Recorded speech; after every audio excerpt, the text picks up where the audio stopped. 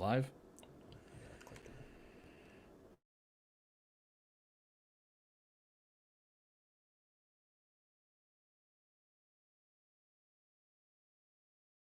All sports, all the time.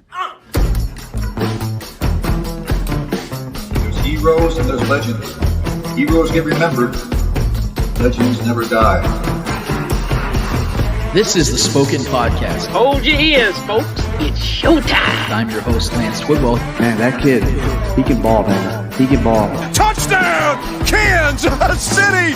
Patrick freaking Mahomes, baby! Let's talk some sports, because that's what we're here to do. You are tuned in to The Spoken. This is the Spoken Podcast. I am your host, Lance Twidwell, here inside the Spoken Studios with my guy, Trevor Twidwell. What's good? Episode 152 in full swing, full motion, man. We are so fucking happy to be here with you guys this week. The passion is real. We are so glad, man, to still be talking Chiefs football after a miraculous, all-time great game against the Buffalo Bills. That, trust me when I say, we got a lot of takes to get to on that one, man. We got a lot of Chiefs preview with the Bengals. We have all kinds of different thoughts when it comes to the Chiefs and what's going on around the entire league as well, because we also have an NFC championship to get to that Trevor and I have some predictions that we could be nailing on that game in particular, that one of these teams get right, man. All of a sudden, we look like geniuses around here. That doesn't happen very often. You might be wondering where our guy, Mr. Yo-Yo-Yo Eddie Ortiz, is this week. He's out in St. Louis hiding from us, as you can imagine, because if you remember just 1 week ago, Eddie was the only one on this show that picked the Bills, and I can understand why he decided to go and take a little trip to St. Louis, but nevertheless, we wish our guy nothing but the best. He's out there having himself a good old time, and we can't wait to have him back next week, because trust me when I say, we ain't letting the receipts fall away, boys and girls. We're going to have plenty to talk about, but in the meantime, with you guys, I want to thank you no matter whether you're YouTubing, podcasting, or live streaming. Thank you so much for letting us play a small portion in your life each and every week. We love having you, and we appreciate everything that you guys do for us, and we hope that we give you guys just as much back in return. But let's start, man, right where it ended off last week when we told you guys how I felt about that game going into the matchup against the Chiefs and the Bills, how it was going to be a significantly different matchup between these two teams, not just because of the motivating factor of the Chiefs getting revenge in Arrowhead Stadium against a team that absolutely humiliated them back in Week 5, but also for the fact that they were two completely different teams since the last time they faced. The Bills didn't have Tre'Davious White anymore. You saw the Chiefs added back Chris Jones and moved him to his natural position. They went and got Melvin Ingram. They went and got Charvarius Ward back. You saw Daniel Sorensen's percentage of snaps drop astronomically. And we all felt very good about this matchup, outside of Eddie Ortiz, of course. And I told you guys that I didn't feel that these two teams were on the same level.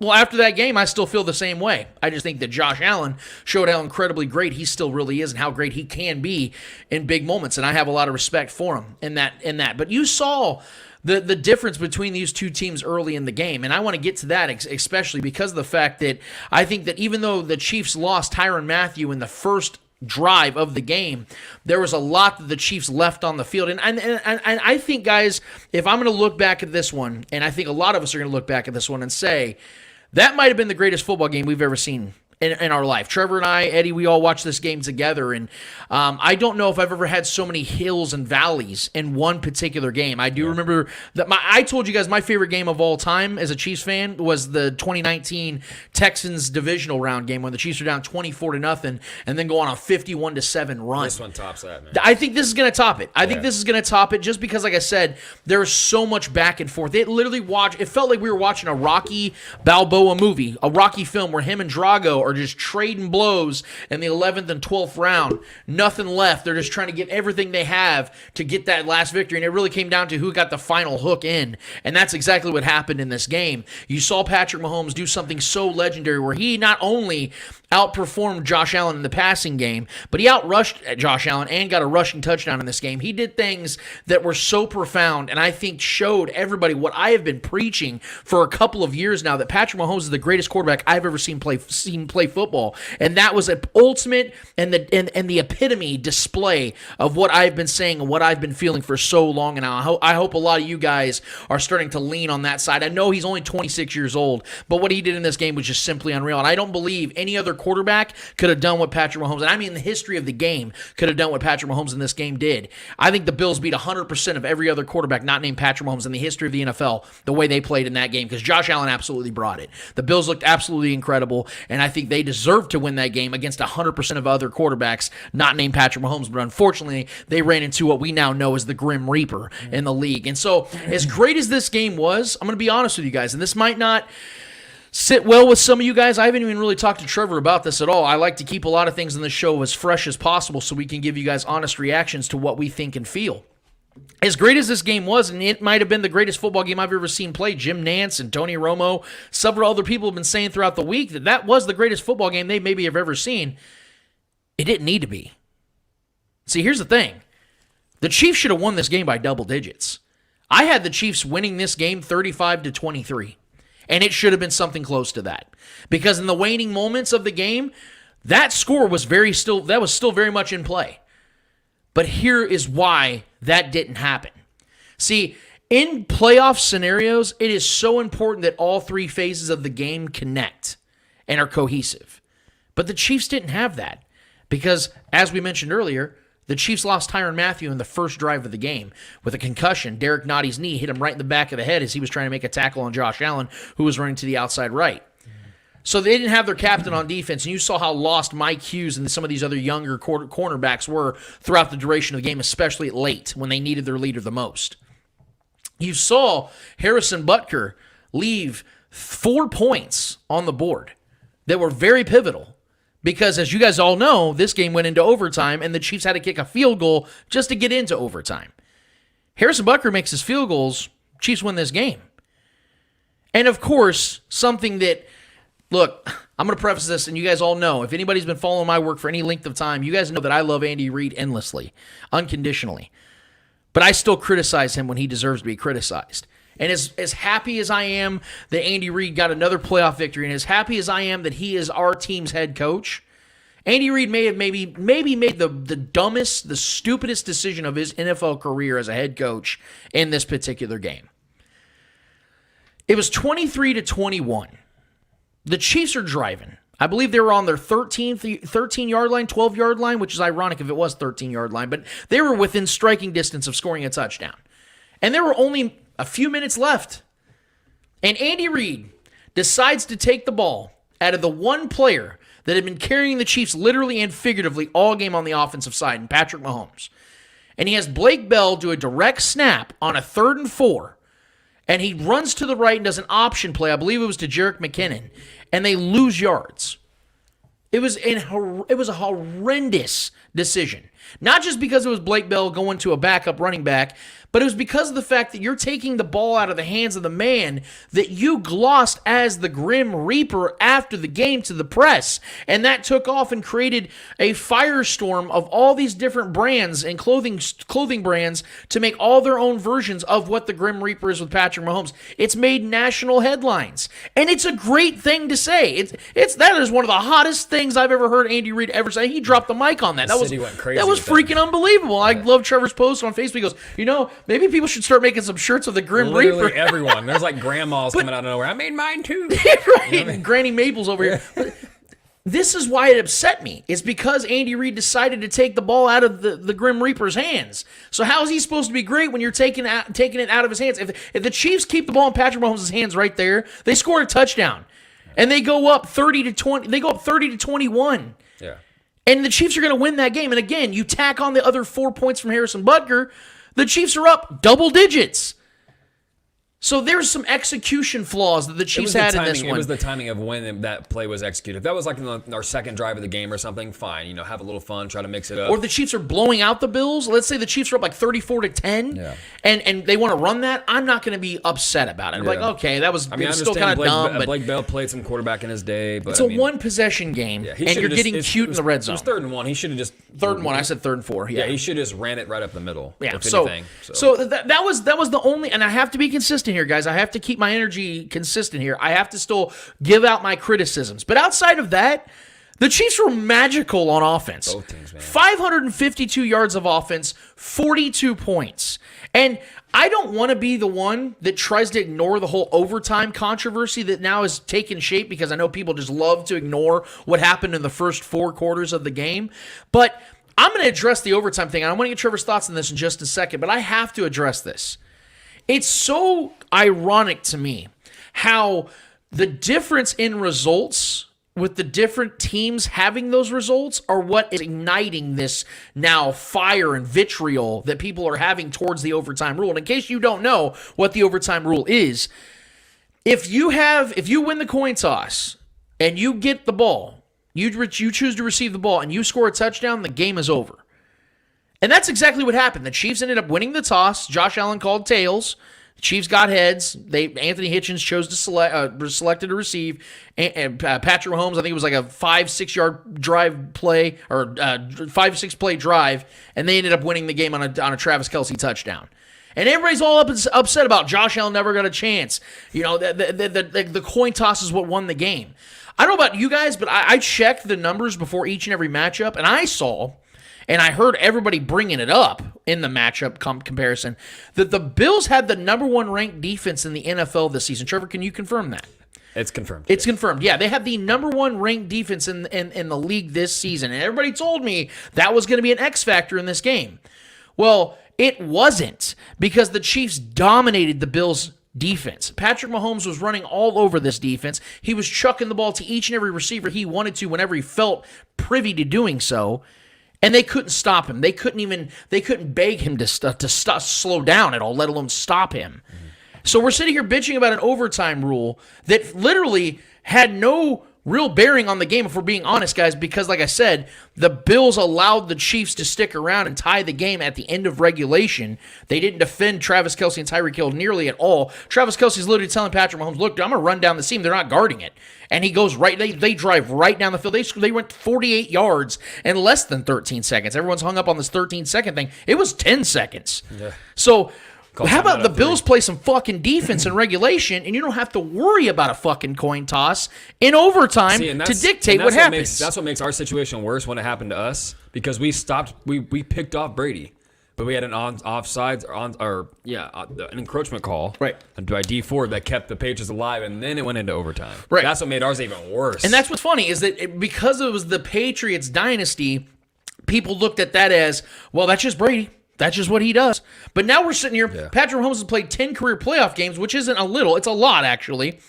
And people are still hung up on, well, Josh Allen didn't get his chance, damn it. No, Josh Allen had plenty of chances. But the Chiefs, unlike the previous 3 opponents of the Bills, made the Bills punt. Defense wins Super Bowls. I'm sorry. The Bills punted 4 times in that game, if I'm not mistaken, Trevor, right? Against the Chiefs. They didn't punt at all for the previous 3 weeks. Yep. So we need to start giving some credit to the Chiefs. Now, the Chiefs' defense wasn't great in this game at all. Neither defense could stop each other. But the Chiefs did slow down Josh Allen enough to give them a chance at the end of the game, and that's what happened. If you have an elite playmaker like Tyrann Mathieu go out in the first series, that's going to shake any defense, though. So, I give our defense kudos for doing what they did to the extent that they played.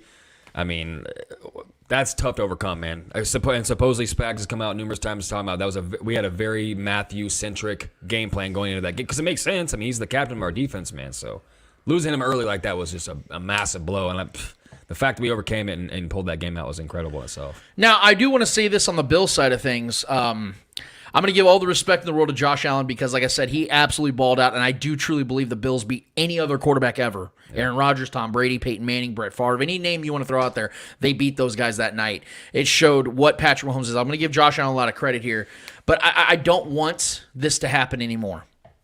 I don't want people comparing Patrick Mahomes or any other quarterback to Patrick Mahomes again until anybody can show me that they can play to the level that he plays in the playoffs. And again, Josh Allen was great in this game, guys. But Patrick Mahomes outperformed Josh Allen. Make no mistake about it. I don't care what any of these shows are telling you. Listen to what I'm saying right now. Go watch that game again, and you tell me who was the best quarterback on the field in that game. Because not only, again, did Patrick Mahomes throw more passing yards and on a higher completion percentage than Josh Allen, he outrushed him, and he scored touchdowns with his feet as well. So make no mistake about it. That may have been Patrick Mahomes' greatest performance of his career, and my God, is that saying something. I mean, we saw the guard variety from Patrick Mahomes in this game. Yeah. We saw the sidearm throw that ended up being like a slider that made headline news, and we saw him. This is the first game in Patrick Mahomes' entire career where he didn't throw the ball more than 20 yards in the air once. I mean, the first touchdown of the game, dominated the Bills. The fading throw to Pringle in the end zone was incredible too, man. And he saw the poise, even with 13 seconds left on the clock. You saw, I mean, Josh Allen's family's up in their suite celebrating. Tony Romo is announcing a victory for the Bills with 13 seconds remaining. And Patrick Mahomes is standing on the sidelines looking like, yeah, I'm about to end this. He just pops that jacket off. I don't know if anybody's watched the Red Tribe Cinema newest video that Clay just brought out, our producer, Clay Windler. It is an absolute masterpiece. It describes everything, and he breaks it down with all the music and the timing.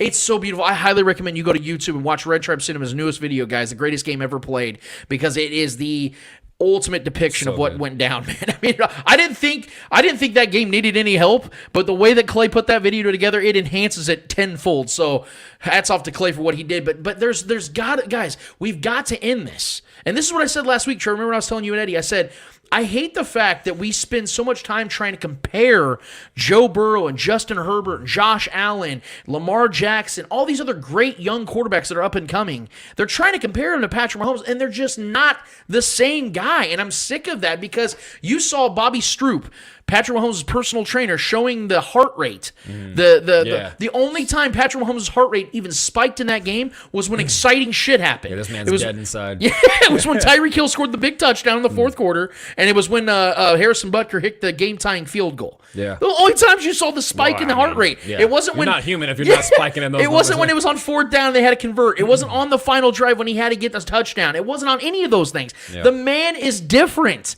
and we need to be able to admit this.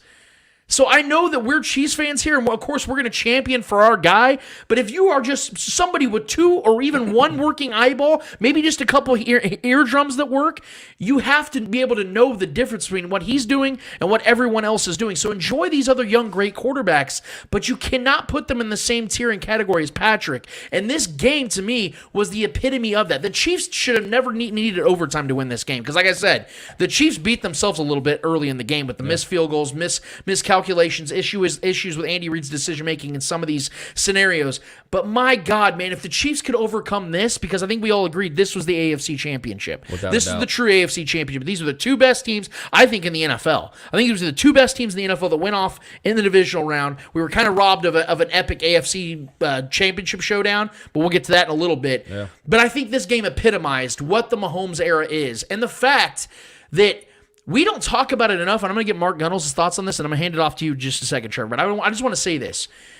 Is it not incredible to anybody else how quickly the Mahomes era took off? I mean, literally, day one MVP, day one contender. Day one. Yeah. There was no, he's got to show this. He's showing mistakes. His first 3 games, he had 10 passing touchdowns. I'm sorry, first 2 games. Yeah. He had 10 passing touchdowns, 13 in his first 3. We've never seen this before. Tom Brady won championships his first couple of seasons. His first 3 seasons, he had 2 championships. But Tom Brady wasn't even an MVP candidate until 2007. That was his 6th season as a starter. Peyton Manning's first season as a starter, 28 interceptions. It took him 3 or 4 years to really become who Peyton Manning was. Aaron Rodgers didn't start till his 4th season in the league. Like, all the great quarterbacks we can talk about outside of maybe Dan Marino, we've never seen them start off that great. So the Mahomes era is something that, and I can almost understand why some of these shows and some of these people try to push back a little bit, because it's so unprecedented. Patrick Mahomes is so unprecedented that you almost feel intimidated by it, to where you want to like wake up from the dream, because there's just no way this is really happening. There's no way that a quarterback starts his career with 4 straight AFC championships in his backyard. It just doesn't happen. but now it is. And this is why I told people this could end up becoming one of the greatest, if not the greatest dynasty we've ever seen, because of the fact before the Patriots dynasty, we had never seen anything like that before. Well, now we're seeing things in this dynasty that we've never seen before. So people need to get prepared for what Patrick Mahomes brings to the table and what the Chiefs bring in the Mahomes era to the table, because it's unlike anything we've ever seen. Trevor, what was your takeaway from this game against the Bills? Well, I just want to just going up, piggybacking off what you just said right now, too, comparing to the Brady, how Brady started his career and stuff like that, too. Patrick Mahomes has the ultimate respect I've ever seen in the league. The ultimate respect being the immediate disrespect, right? Because when Tom Brady was getting his early days going and his early parts of his career, no one was saying who's going to be the next guy to take Brady down. It took like a good almost a decade for Brady to be like the guy who's going to, because there was already, Peyton Manning was already in this realm. There was already guys that were like his equals. Yeah. Right? Mahomes separated himself so quickly to where like they got to find the next new flavor of the month. They got to find, who's going to overtake him. Brady was never like the immediate threat. There was like, it was Belichick and that defense. It was a collective. You think of the Chiefs, you think of Patrick Mahomes, you think of 13 goddamn seconds, 10 goddamn seconds. Like, this is so early in his career and he's already like people are already trying to like, overtake his throne. It's just, we've never seen anything so immediate, success so immediate. And obviously, kudos to Andy Reid and all this and the way what he's walked into, because we were already a successful franchise with Alex Smith, but Mahomes was the difference maker. Obviously, we all know this. But as far as this game goes, man, I mean, what can I say? I mean, you've pretty much kind of covered most of it, but I mean, it's hard to describe the feelings that we had people over here that weren't even. We had a few guys over here that weren't even like big football guys. And they saw us freaking out, so it was just one of those games, man, where it's just like a roller coaster. And I agree with you, man. There was no. This game should never went to overtime. We were the team that left points on the field. The Bills, took advantage of every moment, and we took blow for blow, and we still won in overtime when we should have won in regulation because we left points on the field. And look, man, Butker can't be missing extra points. Right. That That cannot be happening, especially in the playoffs. It's unacceptable, right? And he was pulling left, and then when we would flip fields, he was pulling right. So he's got to get that. We've got to. Ironically, he was the one that helped us get into overtime. But, yeah, and that play call with Blake Bell, I get it. Some people are supporting it. I know we got, Kyle Henning on our comments talking about he's going to have to, he's got a bone to pick with you about that because he didn't mind the play call, which I've heard, both sides to it. I get it. This is what makes Andy Reid, if we're being honest. He's the creativity, because when it works, we're like, oh, my God, he's a fucking genius. He did it again. Yeah. You know what I mean? So I trust, I blindly... naively, not even naively, I blindly just biasly trust Andy Reid to do what he does. The guy went to 4 straight divisional games when he was with the Eagles, 4 straight divisional games, or 4 straight division championships, hosted 4 straight, and now he's hosted 4 straight, AFC championship games with the Chiefs. So, I mean, the guy's track record speaks for itself. I'm never going to doubt him. If he makes a play that I don't like, I'm going to be upset with it. But this game, man, was just the most epic football game I've ever watched. And that's not even if I wasn't a Chiefs fan and I was just, sitting at home, if I was like a Washington football team fan or whatever, and anyone watching this game just knows that the absolute battle and the clash of the Titans that was this game, man. And I definitely came out immediately after that game was over and gave my kudos to Josh Allen, because I've been a fan of him. I like those kind of raw talent, because that's kind of what Patrick Mahomes was. He was tamed beast. Yeah. With untapped potential. And I think that's similar to what Josh Allen is. He's a big kid. He's tough to bring down. And then we lose Tyrann Mathieu in that game, and he knows that, and he was attacking us, over the middle a lot with Gabriel Davis, and Gabriel Davis was absolutely just having his way with Mike Hughes. That was the biggest eyesore of the game. I don't know what it is about this Chiefs defense. We tend to let one guy feast, and then everyone else is kind of like, meh. That's kind of how it was when the Bengals beat us. Jamar Chase is absolutely erupted, but we still were the better team in my mind in that game, and we'll get to that, obviously. But this game had so many ups and downs, man. I felt like our defense played good in times. Nick Bolton, I think, was one of the brighter spots of this defense on the third downs when we stopped him a couple times. Jaron Reed got a sack. Chris Jones was doing his job. I think it kind of goes unnoticed because he didn't really get any real numbers, and his name wasn't really called, but he was blasting up that middle and making Josh Allen uncomfortable at times. They just happened to burn us in our secondary. Obviously, being without Tyrann Mathieu was a big factor there. But, man, look, if we lose, obviously we're having a different conversation, and this is a heartbreaker. But the fact that we have the guy in this league, we have the quarterback, the Grim Reaper, the guy that strikes fear into everyone's soul heading into every single matchup. This is why I don't ever pick against the Chiefs. Since Patrick Mahomes has been here, I have never picked another team to win because I'm confident going into every single matchup because we have Patrick Mahomes. And it's not a bias thing. Yeah. It's like, oh, no, the Chiefs are going to win. Let's go Chiefs. I'm not just like a dummy, like, yeah, give me a beer. I'm going to go get drunk and go Patrick Mahomes. It's literally, I am confident I don't care who's on the other side. Yeah. I don't care what coach. I don't care what quarterback. It doesn't matter. This is why.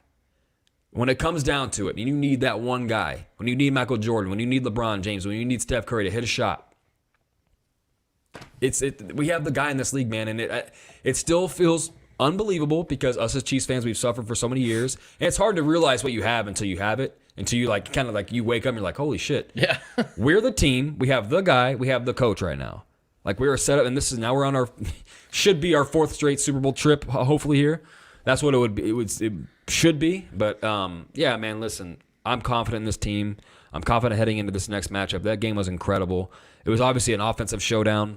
Neither team can stop each other, and I don't want to hear about the overtime rules. They are what they are.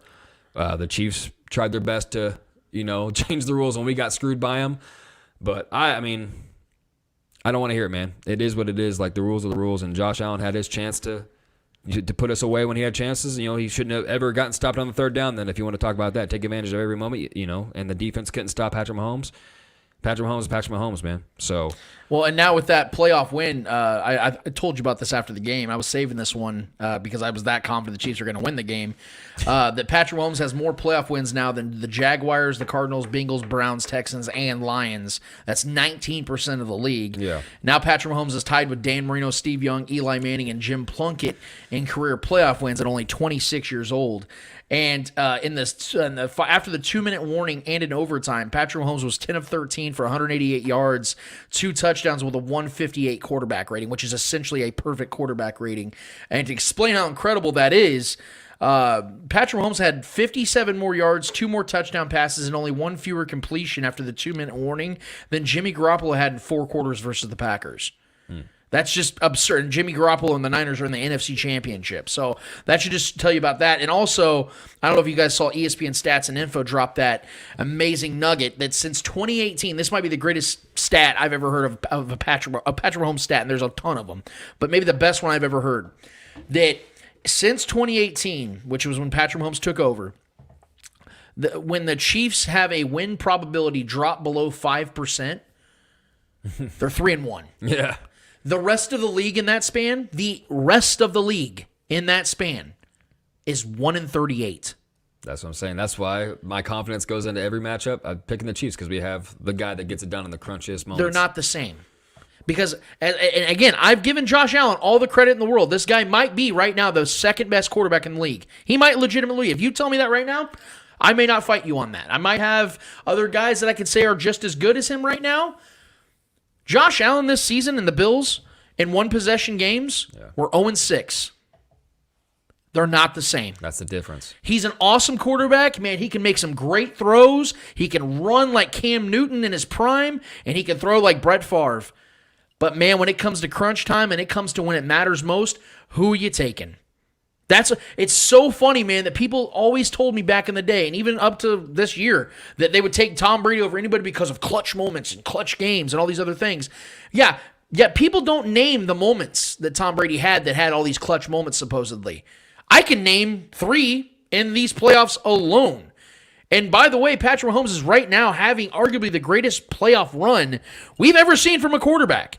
And I don't know if you guys have seen his numbers in home playoff games, which, by the way, outside of Super Bowls, is the only games he's ever had because we host every single AFC championship. Yeah, we scored 84 points in the 2 games so far. 42 and 42 in back-to-back weeks. I mean, in the 94 49ers were the ones that had the most points ever in a playoff run with 131 in only 3 games, which is unbelievable. Steve Young was going nuts in that playoff run. The Chiefs are on pace to have 168 points. They're about to score 30 more points. Now, I know it would probably mean the Chiefs would have to score, or they would play an additional game if they get to the Super Bowl, which would be 4-3. Yeah. But if the Chiefs go out there and drop 45 this week against the Bengals, They're right there with the 94 Niners. So at worst, they would be the second highest scoring team through 3 games in a playoff run ever. Yeah. So that's how impressive this is. And this is why I told you guys, I was on previous podcasts this week. Shout out to my guy, Lamar Wallace. He had me on a show this week. I said the thing I brought up about this, guys, is that we're looking at the greatest, I believe, the greatest Chiefs team we've ever seen. I said this before the season started because they completely upgraded the offensive line with Orlando Brown Jr., Joe Tooney, Creed Humphrey, Trey Smith. Andrew Wiley's been balling out, by the way. I think he's done a great job at right tackle for the record. They go out and they make moves on the defensive side, drafting Nick Bolton. Willie Gay's healthy. L'Jarius Sneed's got another year. Tyrann Mathieu's here. Chris Jones is in the middle. They go and get Melvin Ingram. Like, this, to me, is the greatest collection of Chiefs players at one single time with the head coaching in place with Steve Spagnuolo, defensive coordinator. Because, as we all know, growing up in the 90s, it was, you have dominant defenses, but my God, is the quarterback position going to kill us each and every time. It was literally like watching the Tannehill Titans this time around. That's what it looked like for the Chiefs. Dominant front seven, can make things a living hell for the opposing quarterback, but your quarterback just can't make the plays in big games. And then you see the 2000s where the Chiefs could score on anybody, but they couldn't stop anybody. So there was always the one side of this and one side of that, and they were just always coming up short. Now they have the collection of talent on both sides. They have the veteran experience on both sides. And the craziest thing about it is, since 2018, no one has played more playoff games. No one has more playoff wins. No one has more Super Bowl appearances than the Chiefs. Yet the Chiefs are the second youngest team in the playoffs. 25 years old is their average age. Only the Bengals are younger. That's kudos to this organization. Absurd. And Brett Veach. Yes. So, looking at this game as a whole, looking at and we're about to have our guy Mark Gunnels on. He just let me know he's about ready to dance on this bad boy, and I cannot wait to get Mark's thoughts on this. And we got a lot of other things to get to today, guys. I think this game was the best game that's ever been played in NFL history. I don't want to be prisoner of the moment, but you really have to show me a game that was better than that, especially at its crescendo, at the climax of it all, man. That was the greatest ending I think I've ever seen in a football game. And we talked about the Rams back in 2018 beating the Chiefs 54-51. That may have been the greatest game anybody ever watched. Yeah. And the Chiefs lost that game. And I was still sitting here going, I don't know if I've ever seen a game better than that. Well, now the Chiefs are on the winning side, and it feels good to say that I saw the Chiefs win maybe the greatest game I've ever seen. I want to say this, too. As great as Mahomes has been already up to this point, the scariest part about that game is that Patrick Mahomes just proved that he has more. There's more evolution to him. That he's not a ready-made product yet. Patrick Mahomes is still getting better, guys. This entire season proved that because defenses, look, this is the craziest part about it, guys. And I'm not just saying that because he's my quarterback and he's our guy. The entire league changed and manipulated their defense to stop the Chiefs' offense. The league is morphing to stop one man. The shell defenses, the two high safeties, the cover two, the bracketing of certain players, to take away the deep shots because of the electricity of this offense. And what has Patrick Mahomes done? It took a few weeks to really figure it out. We were struggling early on in this year because of those adjustments from these defenses, but the defenses played their cards too early. These shell defenses, these cover twos, they show their cards too early. A lot of these defenses should have saved it for the postseason to surprise Pat. Yeah. What you did is you gave Pat that chance to adapt and adjust, and Andy Reid to adapt and adjust. And now Patrick Mahomes will dink and dunk you to death. And now he can show his efficiency, show his ability to adapt, and not have to be, not have to depend on his intangibles all the time. Obviously, it still shows, but Patrick Mahomes still has untapped potential, and the league is only responding to it as he's doing it. So he's ahead of the league, constantly setting a new standard, and the league's constantly having to adjust. It's incredible what the guy's doing, man. He's single-handedly changing this game. Every team is trying to find the next Patrick Mahomes. Everybody's trying to dethrone him. I love it, man. I love being in this position to sit here and talk about the guy that everyone's trying to take down. We're now the villains of the league. It's a fun feeling. And by the way, I want to tell you guys that I'm ready to accept it. I think finally that the Chiefs are the villains of the NFL. I don't think the Chiefs will ever be as hated as the Patriots were because Bill Belichick was so crotchety with the media, had really no spunk to him at all. He was always just very. I won't even say that Tom Brady was very hated because of all the cheating scandals. Patriots were hated by cheating scandals. Andy Reid's very lovable, And people may hate Patrick Mahomes, but I think it's only because they just know that their team doesn't have him. Yeah. I think if anybody else had Patrick Mahomes, they'd be very much in love with what he is and smitten by what he does and how creative a guy he is. But to Colin Cowherd's point, I want to give him some credit. Yeah, he made about you're talking about that the league has to try to like figure out Patrick Mahomes as a whole. Colin Cowherd had a great take this week about how in the 80s you had John Elway and Dan Marino, all these guys with just raw talent, and they were just able to outperform other defenses because they just the way they played. And then you had the Tom Brady and Manning era where you had guys that were learning how to like beat defenses before they even lined up. And now you have Patrick Mahomes that can do both. So it's just unbelievable to see what they've been able to do. And so now with that said, my God, am I so excited to get our guy, Arrowhead Pride contributor, Lakers Nation's betting expert, and the host of Mark My Words Sports Podcast. Let's give it up for our guy, Mark Gunnels. How we doing, Mark? What's up, man? How you doing, man? How y'all guys doing? We're better now because you're with us, man. It's always good to have my friend, my brother, on our show to give us some real content, some real insight, because we're here just two jackasses talking sports, having fun, but you're going to come in here and bring the brains to the equation, man. Are you ready for it? Yeah, of course, man. Every time.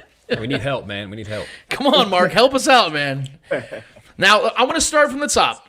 I want to start with the Chiefs-Bills breakdown. Now, I just got done having a 25-minute segment rant about how I think that was probably the greatest football game I've ever seen. Now, obviously, the Chiefs winning it makes it easier for me to say that, easier to digest while saying that. But I don't feel that it needed to be the greatest game ever. I feel that the Chiefs left points on the board with Harrison Butker's field goal misses and the PAT misses. Andy Reid's decisions in the red zone to have Blake Bell run that little option route when he could just had Patrick Mahomes continue to cook like he was all night. I feel that the Chiefs really allowed the Bills to stick around, and the Bills stuck around, and the Bills had multiple opportunities to win, and obviously the Grim Reaper emerged and did what he did. What was your ultimate takeaway from this game, and how did you see it playing out throughout it, and what was your thought process throughout it? Yeah, so, I mean, I agree with you saying they left points on the board, obviously. I don't know what was going on with Harrison Butker. I mean, even the field goal that he did make earlier in the game, he almost missed that one too. Yep. Right. He tried his hardest to miss that one. But it's crazy because I knew he would make that last one to go to overtime, though. It's weird. Like, I didn't have no doubt about that one for some reason. But, yeah, it was definitely one of the greatest games I've ever seen before. I mean, you got to give Josh Allen his credit. I mean, he went toe-to-toe with Patrick Mahomes. His running ability is so hard to stop. Like, when he, has a full head of steam, like on third and short, he's almost impossible to stop in those situations because he's so big, he's so strong. So he definitely showed me a lot. But obviously, too, you didn't even mention this in your segue to me. No Tyrann Mathieu. Yeah. He basically missed the whole game. So, I mean, that I think allowed, Gabriel Davis to kind of have a career day as well because they attacked that side where he would have been at. You got cornerbacks falling and guys didn't know where to line up. And obviously, Badger is like the quarterback of the defense for the secondary. He puts everybody in position. And you notice a lot of guys are having miscommunications and things like that. So I think that definitely played a big factor as well as far as missing points on the board too. So, if you have Badger, then you put the points on the board you shouldn't have got, then Chiefs could have won that game by 2 touchdowns.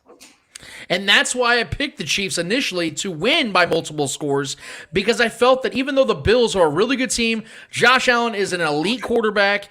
There are levels to this. Mark, you preach this all the time on Twitter, man, about how there are always levels and context to everything.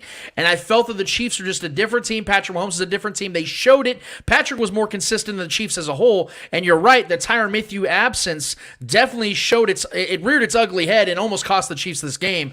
But you saw Patrick rise above the rest. You saw him outperform Josh Allen, who I believe would have beaten 100% of any other quarterback that they would have ever faced outside of Patrick Mahomes in that matchup. And looking at the Travis Kelce, Patrick Mahomes, Tyreek Hill trio. Trevor and I talked about it. I don't know if you've really touched on it. I think, people talk about Troy Aikman, Emmitt Smith, and Michael Irvin, and Peyton Manning, Marvin Harrison, and Reggie Wayne, or you want to throw Edgerrin James in that. I think we're looking at the greatest trio that has ever lived in the history of the NFL. What are your thoughts on that, Mark? Oh, man, I'm surprised you didn't see my tweet a few days ago. I literally tweeted about this, and it's like going viral right now. Well, that's not surprising. You tend to do that fairly well often. Yeah, I said this is the best trio in NFL history. I mean, when you look at the dynamic of every person, like it's so different. Like Mahomes is obviously, to me, the most talented quarterback to ever play. Like forget accolades, accomplishments, and things like that. He's the most talented quarterback we've ever seen. And Travis Kelce, you make the case of the best tight end of all time, especially when you look at his postseason numbers. I know you're very familiar with that. You're the numbers guy. You're my numbers guy. So you know about Travis Kelce's numbers. Now, people may say Gronk, and I could get that argument, but I just think Kelce's just on a different level, man. And then Tyreek Hill's probably the fastest receiver, the most scariest weapon at the receiver position of all time. So when you combine all those things together, and not to mention you have Andy Reid as your head coach, who's the offensive mastermind, I mean, I don't see how you can't say that this is the best trio in NFL history. Which, Mark, I'm so glad we have you on this week, man. It's so timely because you're somebody that works at the national level. You're out there in LA, man. You hear the big wigs talk. You know, you're a part of it all, man. With that said, why do you think, and I got to get your theory on this, man, because I know you have them.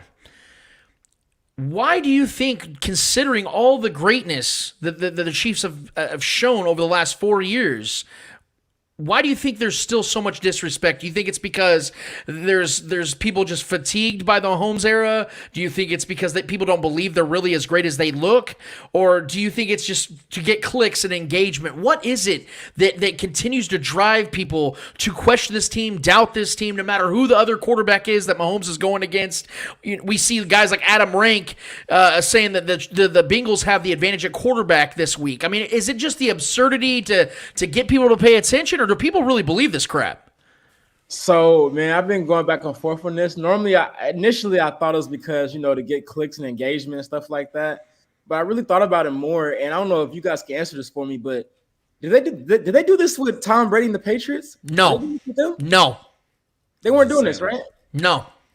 Wow. Okay. And they were dominant for 20 years. Yeah. The Chiefs' run's only been 4 years. They've only won one championship. It's not like they won 3 in a row. Like they've only won one Super Bowl. And I have to think that maybe it's because the Chiefs are in a small market.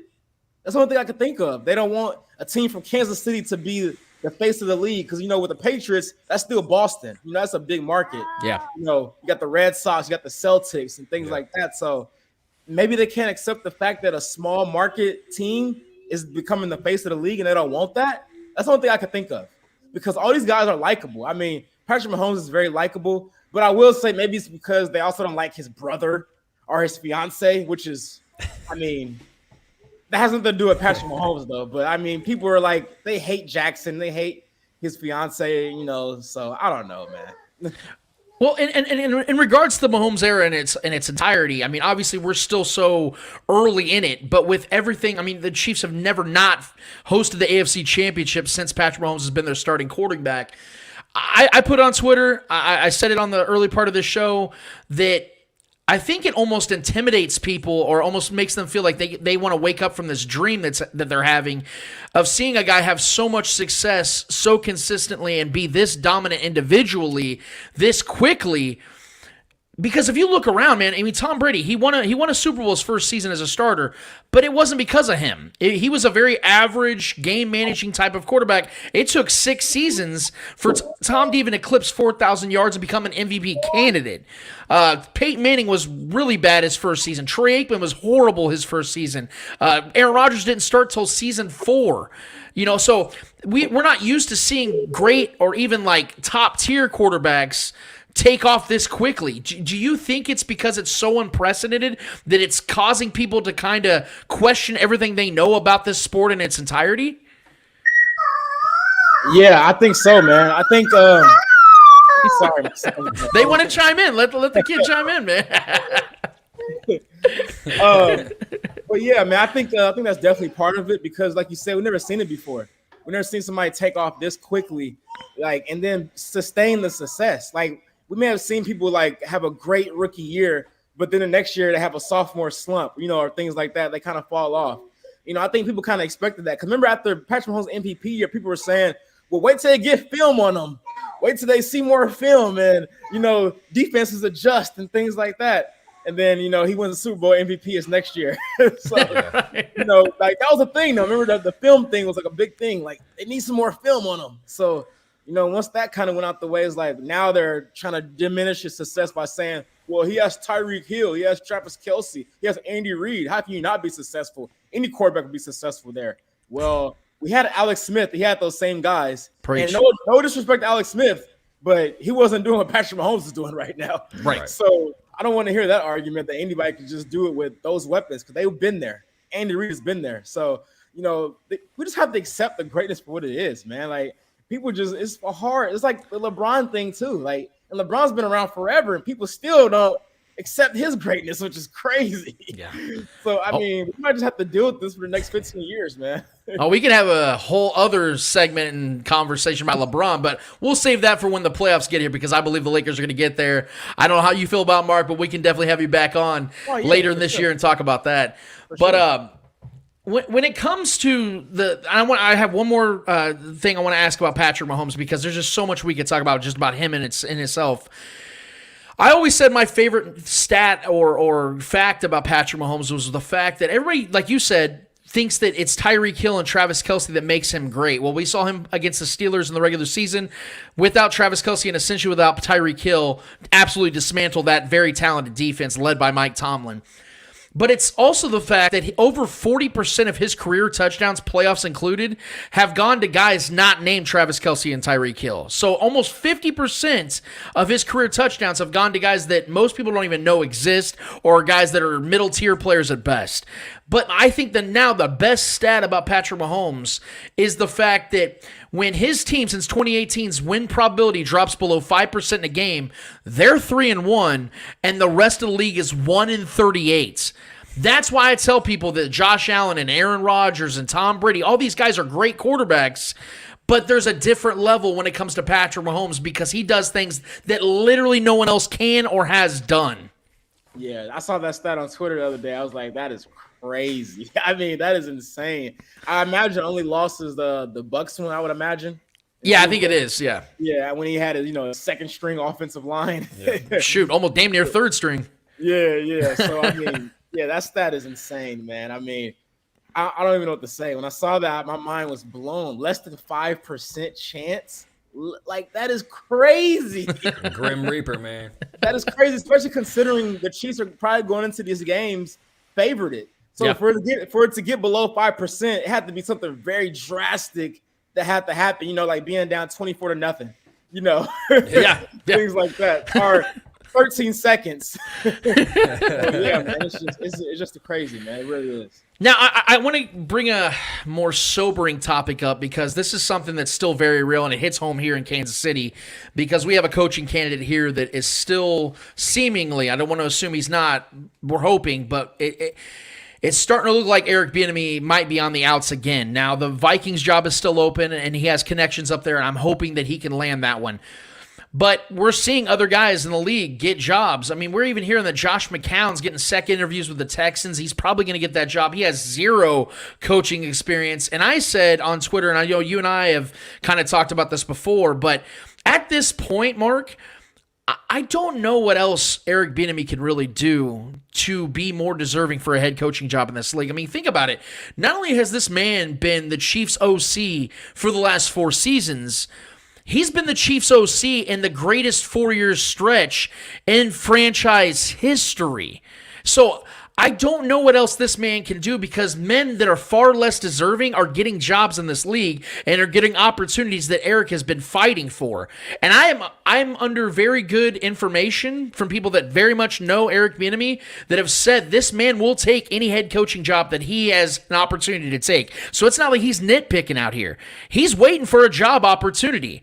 Mark, what in the hell is happening, man? Because you watch these games, you pay attention to this team just as much, if not more than I do.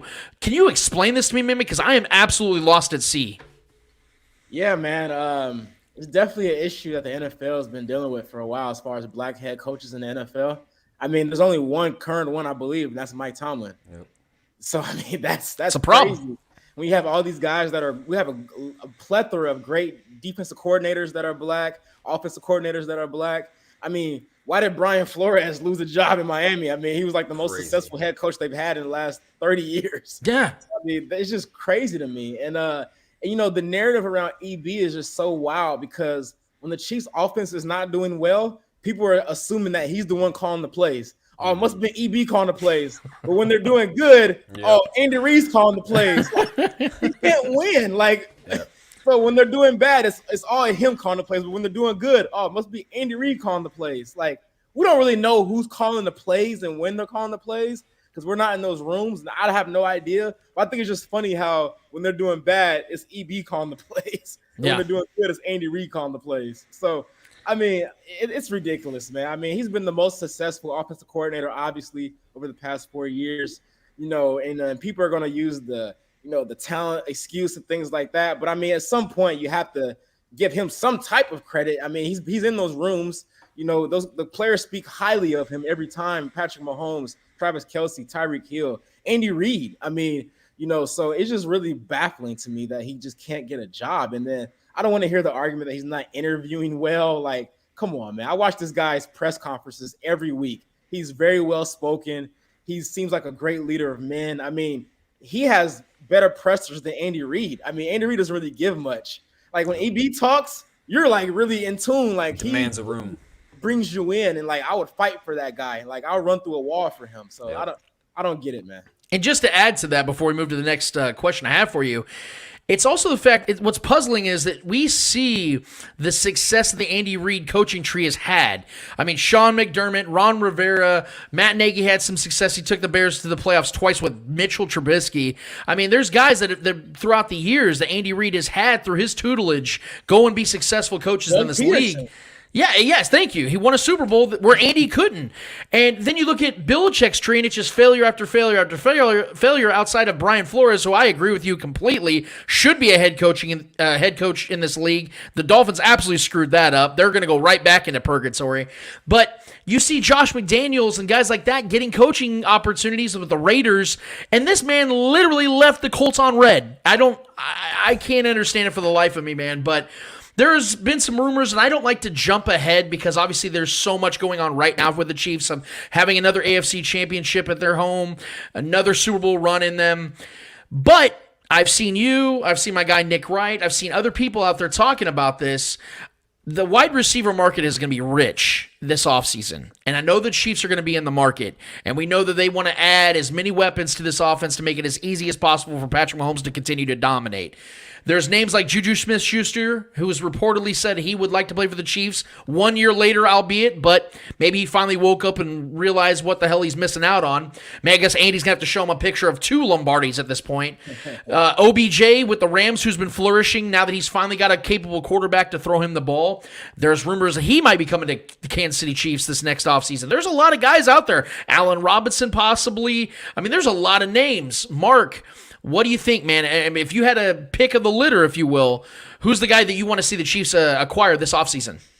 Oh, man, it's a plethora of guys, man. I mean, it's like the riches, you know? It's like pick your choice. You can't go wrong with a few of these guys. But if I had to say like I'll give you my top 3, my wish list. That's realistic because obviously number 1 would be Devontae Adams, but that's not realistic. That'd be lovely. He's asking for $30 million a year. That's not going to happen. Yeah. So I would say number 1, I would probably say Allen Robinson. I mean, this guy puts up big numbers, and he hasn't had a good quarterback. He was in Jacksonville and then Chicago. Yeah. And this past year was kind of rough, but I mean, they had a rookie quarterback, and we obviously know Matt Nagy. It just didn't work out there, man. It was just a terrible situation. But prior to this year, he's put up monster numbers with not even average quarterbacks. I mean, below average quarterbacks. So imagine him, and then not to mention, he's been their only number 1 true receiver. So now imagine you bring him in Kansas City when you have to worry about Tyreek Hill and Travis Kelce. He's going to see one-on-ones, and he's going to have Patrick Mahomes throwing the football to him. And he's still relatively young. He's not even old. He's still young. So he'll be number 1. Number 2 would be Amari Cooper.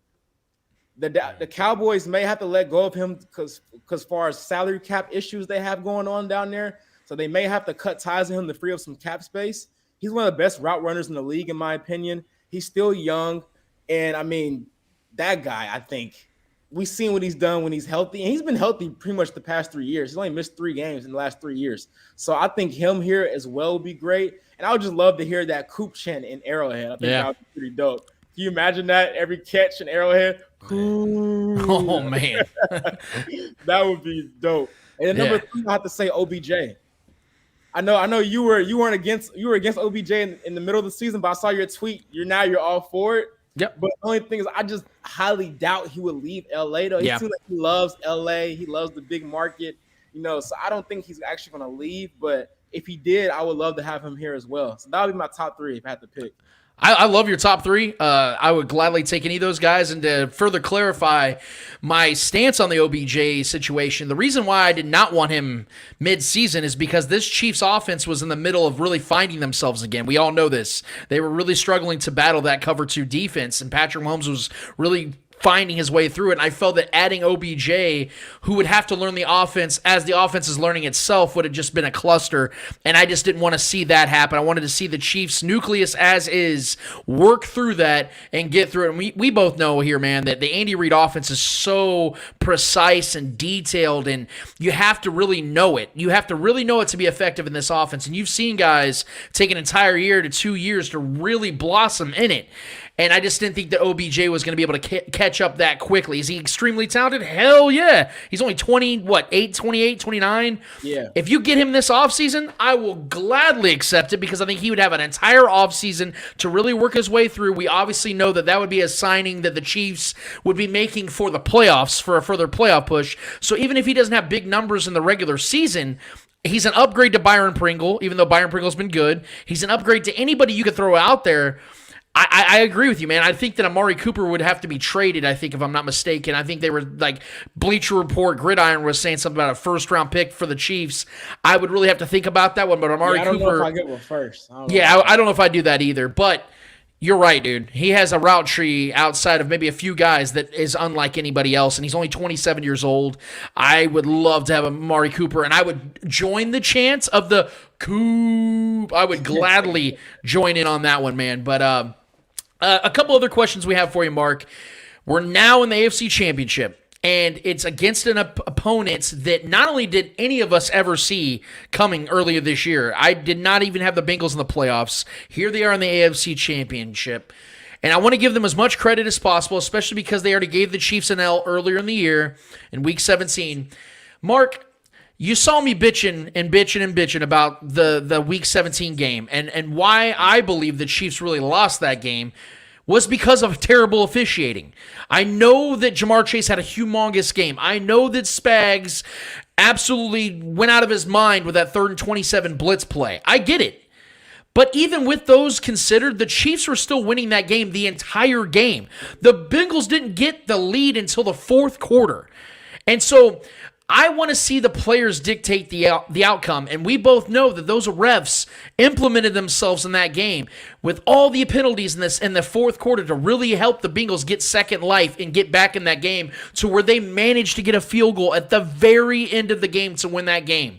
I think this one is going to be significantly different, but I want to give all my predictions away because this is your opportunity. This is your segment, so you take it away. How do you see this one being different from the Week 17 matchup, or do you see it being more of the same?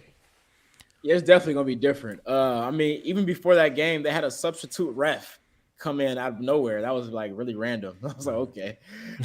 So, yeah, they had, like, 4 or 5 drives that were kept alive when they were stopped on 3rd down. I mean, that's significant. And that's why the Chiefs only touched the ball 3 times in the second half. So, I mean, that definitely played a big factor. And I don't like how people act like refs don't dictate momentum of the game. Like, they just say, you just got to play through it. I mean, yeah, but when they're continuing drives, it's pretty hard. Right. Now you're tired because you already stopped them, and now you have to play for another set of downs. So, I mean, refs definitely can dictate the outcome of a game. Let's not act like they can't. And but definitely Spags was number 2 on the list of why we lost that game. I mean, I don't know why you just continue to guard Chase one-on-one on the island after he's cooking you all game. And that I just couldn't. That 3rd and 27 just, oh my gosh. I mean, it doesn't matter now because we end up getting home field advantage anyway. But I was like, wow, that really cost us home field advantage. Like 3rd and 27, all-out blitz, a cover 0 blitz, really? Yeah. Like, why not just play soft? Give them 10, 15 yards. Who cares? Right. Even if they kick a field goal, you're still only down by 3 with 3 minutes to go. Right. That was crazy to me. So, I mean, I would imagine that he does not do that again.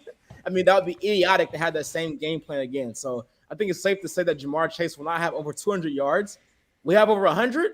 Yeah, probably sure. Yeah, sure. He's that good. Yeah, but he's not going to have over 200 yards. And then also, I don't think the Chiefs will only score 3 points in the second half of this game. We've seen in the playoffs, they turn up to a different level, and they're not going to put their foot off the gas at all. I mean, we saw the last 2 games, they scored 42 points. Last 2 games against better defenses. Yeah. I think Pittsburgh and Buffalo both have better defenses than Cincinnati. And they're moving the ball against them at will. And let's not forget that kick return that Pringle had got called back for a very questionable holding call in that game. That would have made it 35-17 to start the second half. Oh, don't forget, Tyreek Hill dropped the easy pass before halftime. That would have set him up at least in field goal range. So a lot of just weird stuff happened in that game. But, give credit to Cincinnati. They took advantage of it. They won the game. Good for them. They're not even supposed to be here. So they've already achieved their season. This season is a success for them. If they lose or win, it doesn't matter. Anything else is a cherry on top at this point. For the Chiefs, it's winning the Super Bowl. That's the only thing. If they don't win a Super Bowl, this year is a failure. So I just believe the 2 different mindsets into this game, and it's an Arrowhead. I mean, come on. And we saw the Joe Burrow quote. Obviously, it's been resurfaced. Unfortunately for him, he had no idea at the time that he was going to have to play Arrowhead in the AFC Championship game. That quote was back in October. Yeah. The Chiefs fans are going to use anything they can for extra motivation. So I expect them to break the record for their own record for being the loudest stadium this Sunday. It's going to be rocking. Yep. Yeah. And also the fact that Orlando Brown Jr. got hurt right before the game. Then Lucas Niang. Tony had to play left tackle out of position. Yeah, and Lucas Niang blows his knee out in 6 plays. That was just a wild day, man. I think we both agree on that, and I think this is going to be significantly different. But in matchup to matchups, just a little couple more details here to better understand your stance on this game. The Bengals coming into this one have not been very impressive in the playoffs on the offense. Joe Burrow is completing a lot of his passes. He's completing 75%, but he only has 2 touchdowns and 1 interception. And if you saw that game against the Titans, again, a very good front seven, maybe the best in football, they sacked him 9 times. And now I know the majority of those were on the Bengals offensive line, but Joe Burrow had a problem with not getting the ball out of his hands quick. And maybe it was scheme, maybe it was his decision-making, but what was worrisome, if I'm a Bengals fan, is the fact that the coaching staff was backing that up. They're like, oh, it doesn't faze Joe Burrow. Man, everybody's got a hit count. And eventually you keep getting hit, your body's going to break down. I don't care if he's only 25 years old. Chris Jones, Melvin Ingram, Frank Clark, these guys can make your day a living hell. And I think that offensive line is going to be a real problem in this game, especially when everything in a loud crowd road environment, you're going to have your timing in place. And if they don't have their timing in place, if they don't have cohesion, I really think that the Bengals offense is going to struggle in this one because to that point, outside of a dead ball touchdown that they were given from the Raiders, if it wasn't for that, the Bengals have back-to-back 19-point games. I mean, they had to kick a field goal at the end of the game to beat the Titans. The Titans gave them 3 extra possessions on Tannehill, who I like to call Ryan Tannehill no in the playoffs. He gave them 3 extra possessions with the interceptions, and they still couldn't eclipse 20 points. Mark, why am I supposed to believe that this is going to be some sort of shootout, even though I know Joe Burrow is great, Jamar Chase is amazing, but with all those things considered and how bad they've looked at times on the offense on the postseason, why am I supposed to believe they're going to come in here and drop 35 in order to win this game against the Chiefs? Yeah, it's going to be tough, man. And like you said about the sacks, if they don't fix the offensive line, man, we may be looking at an Andrew Luck situation here. I mean, that's why part of the reason why he retired so young, man. He kept getting hit so much. And he was like, I have a bigger life than football, man. Yeah. So yeah, that's definitely a problem. And yeah, they haven't looked impressive at all. I mean, it took 3 interceptions for Tannehill, and they still needed a game-winning field goal to win that game. I mean, if your offense is that great and you get 3 extra possessions, you should have ran away with that game. Shouldn't even been close. And then you barely beat the Raiders, a team the Chiefs have dominated twice. And that defense, I mean, it's not great at all. It's okay. Max Crosby's really good, but their secondary definitely leaves less to be desired in Las Vegas. So I mean, yeah, I think the playoffs is just a different story, and we're seeing that. And yes, they have gotten by, but by the skin of their teeth. But now they're facing the top dogs in the AFC for the fourth straight time at home in Arrowhead. And now you got guys on TV saying they're taking Joe Burrow over Patrick Mahomes. It just never ends, man. Every week there's a new guy that's better than Patrick Mahomes. So we know Patrick sees everything. And, when things get grim, he turns into the Grim Reaper. So, I mean, but I don't think in this game it's not even going to be grim. I think the Chiefs are going to run all over them. I really do, man. I don't think it's going to be close. Like, I don't know if you asked for my score prediction yet, so I'm going to save it, but I think it's going to be ugly.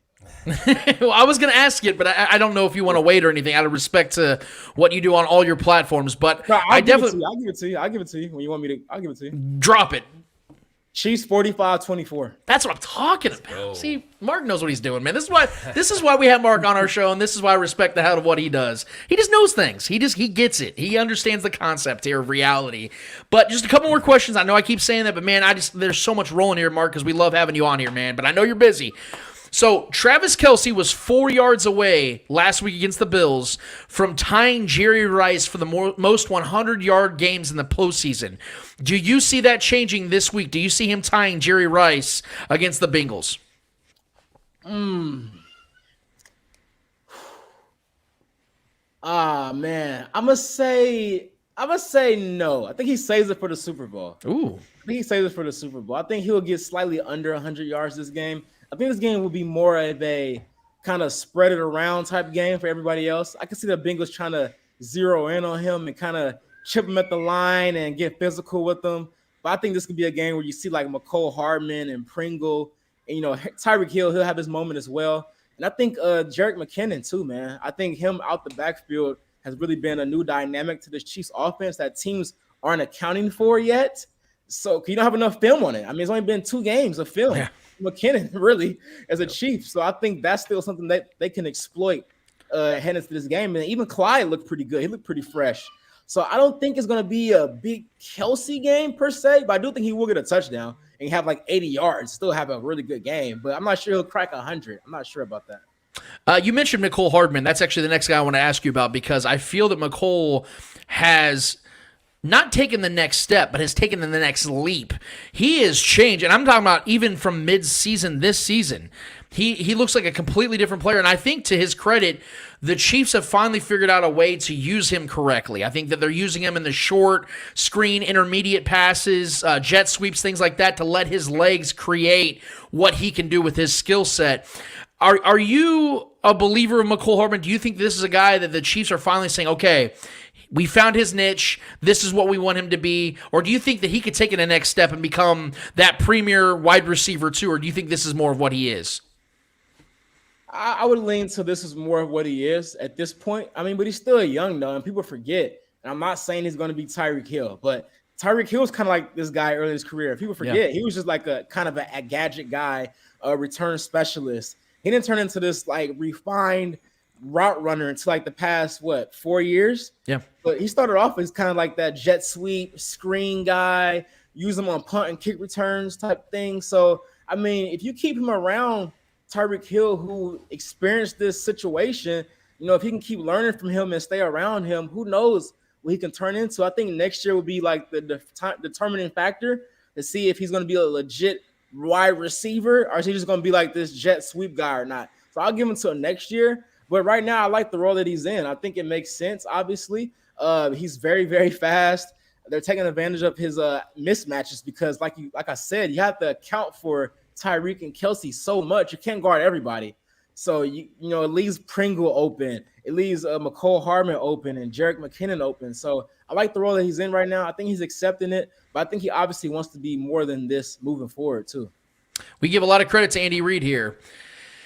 And I'm one of these people that, although I am very critical on him, I do criticize him for some of the decision-making he goes with sometimes, but there's no question about it. This man has been consistently great throughout his career and now has taken it to another level with having finally a great quarterback in Patrick Mahomes. I don't want to be a prisoner of the moment here, so you can reel me back in, Mark, if I'm being a little too hyperbolic or a little too excited here. but we can't ignore what he's doing now that he finally has a great quarterback. Like Tom Brady was with Belichick, and how Belichick, who had a 69-76 record to this point without Brady, but was called the GOAT, the greatest coach ever during the Brady era. If and when Andy Reid wins his second Super Bowl here with Patrick Mahomes in a 3-year span and has had the most playoff games, wins, and then Super Bowl appearances and wins in a 4-year span over anybody else, including Belichick, is it wrong for me to consider that Andy Reid is now the best coach in the NFL? At this current moment of all time. I'm talking about right now, because right now he's 5th all-time in total wins, and if he wins the Super Bowl this year, he would move to number 2 all-time in playoff wins. So I think historically he is climbing that chart, and I think he has a real shot at it. But right now, in this current time, if let's say it's February 12th, 13th, and we're looking at Andy Reid as a 2-time Super Bowl champion, has hosted 4 straight AFC championships, all the other accolades, all the other wins together, what would you say? Yeah, I mean, I think you could say that right now, even without the second championship, that he's the best coach in the league at this current moment. But if he gets that second ring, I think that kind of stamps it. I think it's not even a debate at that point. But I think right now, I would consider him the best coach in the league. Like you said, you mentioned the stats, man. You're the stats guy, man. I love it, man. You always have all the stats, man. So, yeah, I mean, it's hard to deny that over the past 4 years. How can you argue that? And like you said, people will stamp Belichick as the GOAT coach, but he had the GOAT quarterback, you know? So it's like you can't penalize Andy Reid for having Patrick Mahomes if you're still going to praise and give Belichick all that credit for having Tom Brady. So, and not to mention all those great defenses too, but obviously he's a defensive mastermind, so we'll give him a lot of credit for that as well. But yeah, I think he's already the best coach in the league right now. So you have the Chiefs advancing past the Bengals. I think you said 45-24, if I'm not mistaken. Yeah. Who wins the NFC Championship? I got the Rams. I think the Rams are due, man. The Niners have beat them 6 straight times, but their last meeting was week 18, I think. It wasn't that far. Yeah, it was week 18, and the Rams had a 17-3 lead in that game. And then Jimmy G came down at the end and had a game-winning drive. So I just think it's finally due for them to get over that hump. You know, Kyle Shanahan has been owning Sean McVay. It's in LA, but it's going to be like a neutral site game because there's going to be a lot of Niners fans there as well. But I don't know. It just feels like it's set up to be Chiefs-Rams. I mean, who wants to really see, outside of Chiefs fans probably, who wants to see Chiefs-Niners again? I mean, I think the public wants to see – I think we wouldn't mind seeing that because we think it would be an easier matchup against Jimmy G. But I think the masses, if you don't have a dog in the fight, they want to see Chiefs-Rams because then obviously we'll hear a lot about that Monday night football game. That was the best game ever until this past Sunday. It's crazy. The Chiefs are a lot involved in the best games ever a lot. Isn't that crazy? The best games ever has been the Chiefs the past 3 or 4 years. Yeah.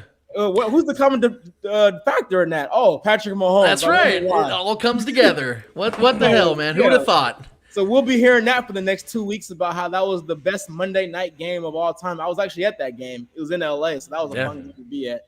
So I think it's just set up for that. I mean, both teams, look at the stars on both sides in that matchup. Yeah. Mahomes, even Stafford, the narrative with Stafford, Tyreek Hill, Cooper Kupp, Travis Kelce, Jalen Ramsey, Aaron Donald.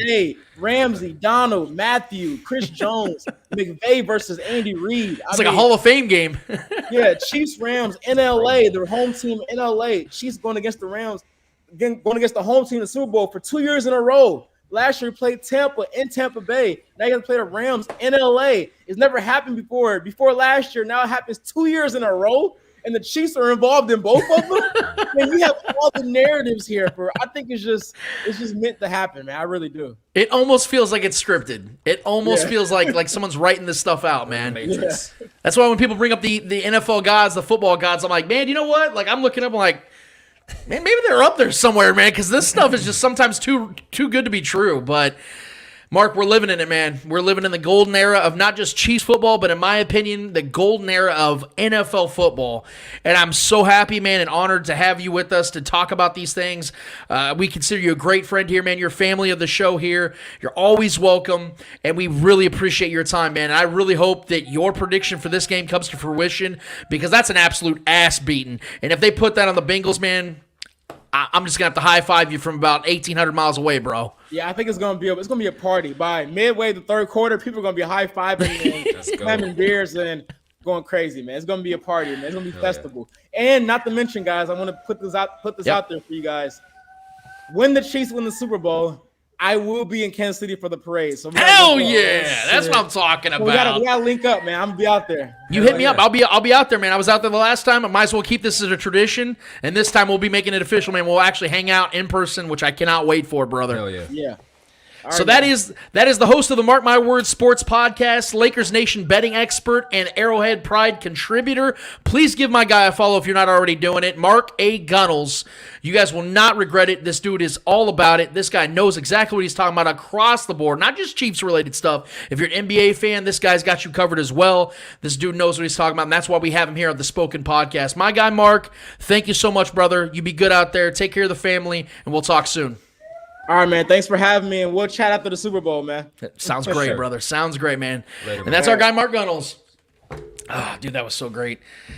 I know I say this often. I know I say this a lot, and to make sure that's unmute. Yes, we're good. Okay. I say this all the time. That most of the segments we have with people on here, we can keep going because the guys we have on the show are people that we genuinely love and care about in real life, not just because they put great content out there. These are great people, but Mark's one of those dudes, man, that I just feel like we really like see eye to eye on a lot of this stuff, which is why like some of the things he says, like some of the things he breaks down on the games.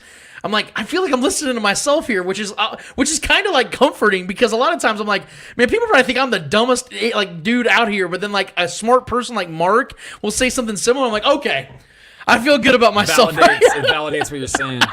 Yeah.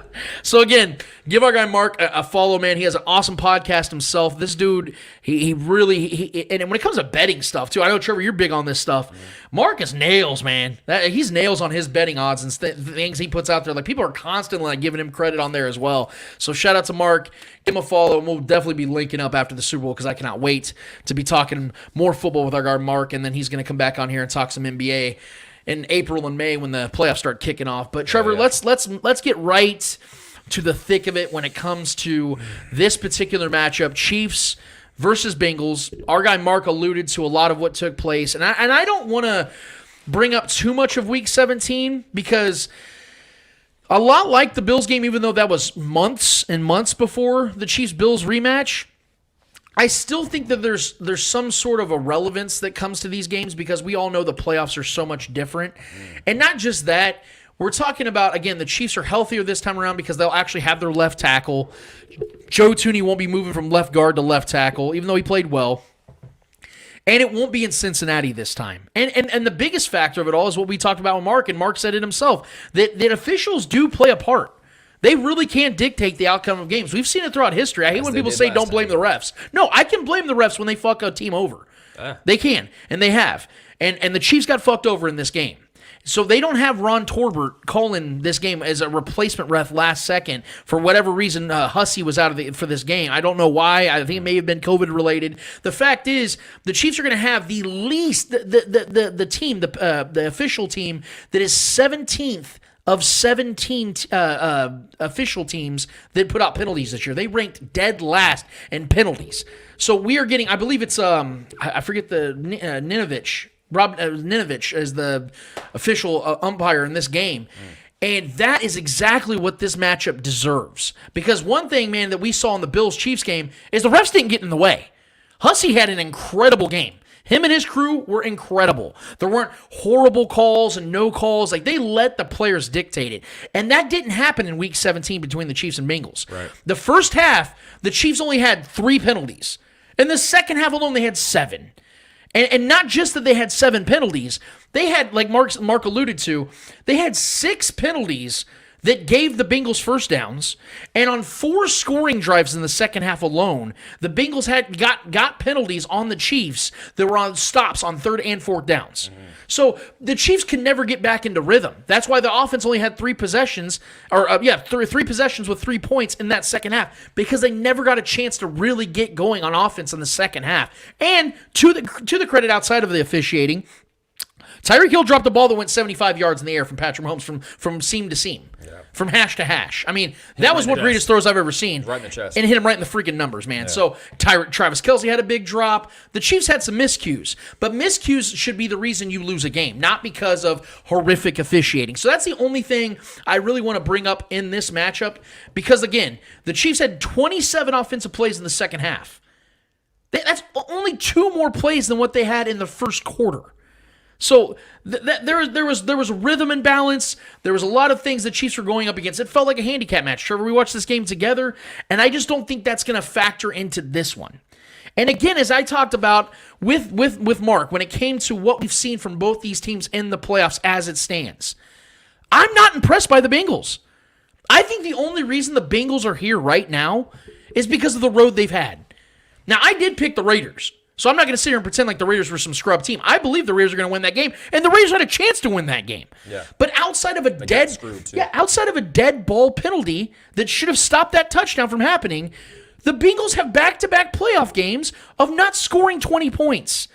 And the Titans game, to me, is the most revealing one as to why I feel so damn good about this matchup. Because, again, the Titans came out there, and you can look at this team and just think, what the hell were they thinking on so many different regards? Because they had a week off in the bye. They're throwing Derrick Henry out there, and they're trying to utilize him like he's had 10 straight weeks of football to get ready back into shape. And he clearly wasn't ready. He wasn't horrible, but you could clearly tell he was not ready for that game at that magnitude. The energy was off, things of that nature. But the Titans absolutely dominated the Bengals at the line of scrimmage, in the trenches. Joe Burrow was terrible at times in that game, and his offensive line it looked like they took the Chiefs' 2020 offensive line in the Super Bowl and put it in that game for the Bengals. That's how bad they looked. And all credit to the Titans' front seven. But let's be real, Trevor. We both would agree on this. The Titans lost that game. Yeah. The Bengals didn't win that game. I agree with that. I mean, they, like we talked about, Mark said it, they had to kick a field goal at the end of the game just to win that game. And the Titans showed nothing on offense to show us that, they're going to win this game. It never felt like that. They were the home team. They had the better defense in this game, and they still couldn't capitalize. Ryan Tannehill was horrible. If they even just had a capable quarterback, like if Derek Carr was on the Titans in that game, Titans win. Yep. So I have to look at this and go, okay, how am I going to convince myself that since Week 17's game, the Bengals have not only failed to score more than 26 in a game, but are averaging 20 points per game since Week 17, right? They've had, 3 games since then. The Chiefs, since Week 17, have not had a game where they've scored under 28 and are averaging 37 points per game since then. And like we talked about, back-to-back 42-point games at home. Please explain to me, Trevor, how I'm supposed to look at this matchup and say, okay, Patrick Mahomes, who's completing 76% of his passes, averages 391 yards per game with 9 total touchdowns and 1 interception with a 132 quarterback rating, is going to lose this game at home in the AFC Championship. Because as memory serves me correctly, Trevor, the only time the Chiefs have lost in the AFC Championship is when they faced the greatest dynasty in the history of the NFL to this point, and Dee Ford lined up offside on an interception, a game-deciding interception that would have sent the Chiefs into the Super Bowl. We'd be looking at 4 straight Super Bowl appearances, not 4 AFC Championship appearances, 4 straight Super Bowl appearances. How am I supposed to convince myself that a team that has that inept of an offensive line, a banged-up front seven with Hendrickson, who's going to play, but he's banged up, Sample might miss this game, Ogunjobi's already going to be out, how am I supposed to convince myself that team is going to come in here and outperform Patrick Mahomes and this team? Because you're going to have to score 34 to 35 points in this game just to have a chance, because the only playoff losses that Patrick Mahomes has, which is 2, all the teams had to score over 30 points to beat them. Now, I'm not sitting here saying the Super Bowl was close, but we all know there was context to that game. The Patriots had to score 37 in overtime to beat the Chiefs in the 2018 AFC Championship. Trevor, I don't want to disrespect the Bengals here because they have earned it. They've gotten here. They've scraped by and done enough to get here. But I don't see a scenario, Trevor, where not only do the Bengals win this game, I don't think this is going to be close because the crowd noise is going to be a factor. And with an offensive line as bad as the Bengals are, they're not going to be able to control the game. They're not going to be able to. Joe Mixon over the last month is averaging 55 yards on the ground. Joe Mixon has not been very effective in the run game. And with that bad offensive line, against this motivated front seven that just came off this humongous win at home against a team that was their number one worthy opponent in the playoffs, not in the AFC, the playoffs. They took that team down. And I'm supposed to believe this Bengals team, who had a scrape by against the Titans, who were frauds, I'd said were frauds, and the Raiders, who were probably, outside of the Steelers, the worst team in the playoffs, who had an interim head coach and a very faulty team as a whole, you had to scrape by and beat those teams on last-second plays. I don't see a scenario, Chair, where this is going to be much of a game. I know they're trying to push it that way because Joe Burrow's the truth, and he is. And he's great, and Jamar Chase is unbelievable. That's not enough, Trev. It's not enough. Yeah, I mean, so the last 4 AFC Championship games matchups have been Patriots, Titans, Bills, and now the Bengals. 4 different teams, 4 different years. The Chiefs have been there every single year of those. Yep. So the Chiefs are the team that are expected to be here.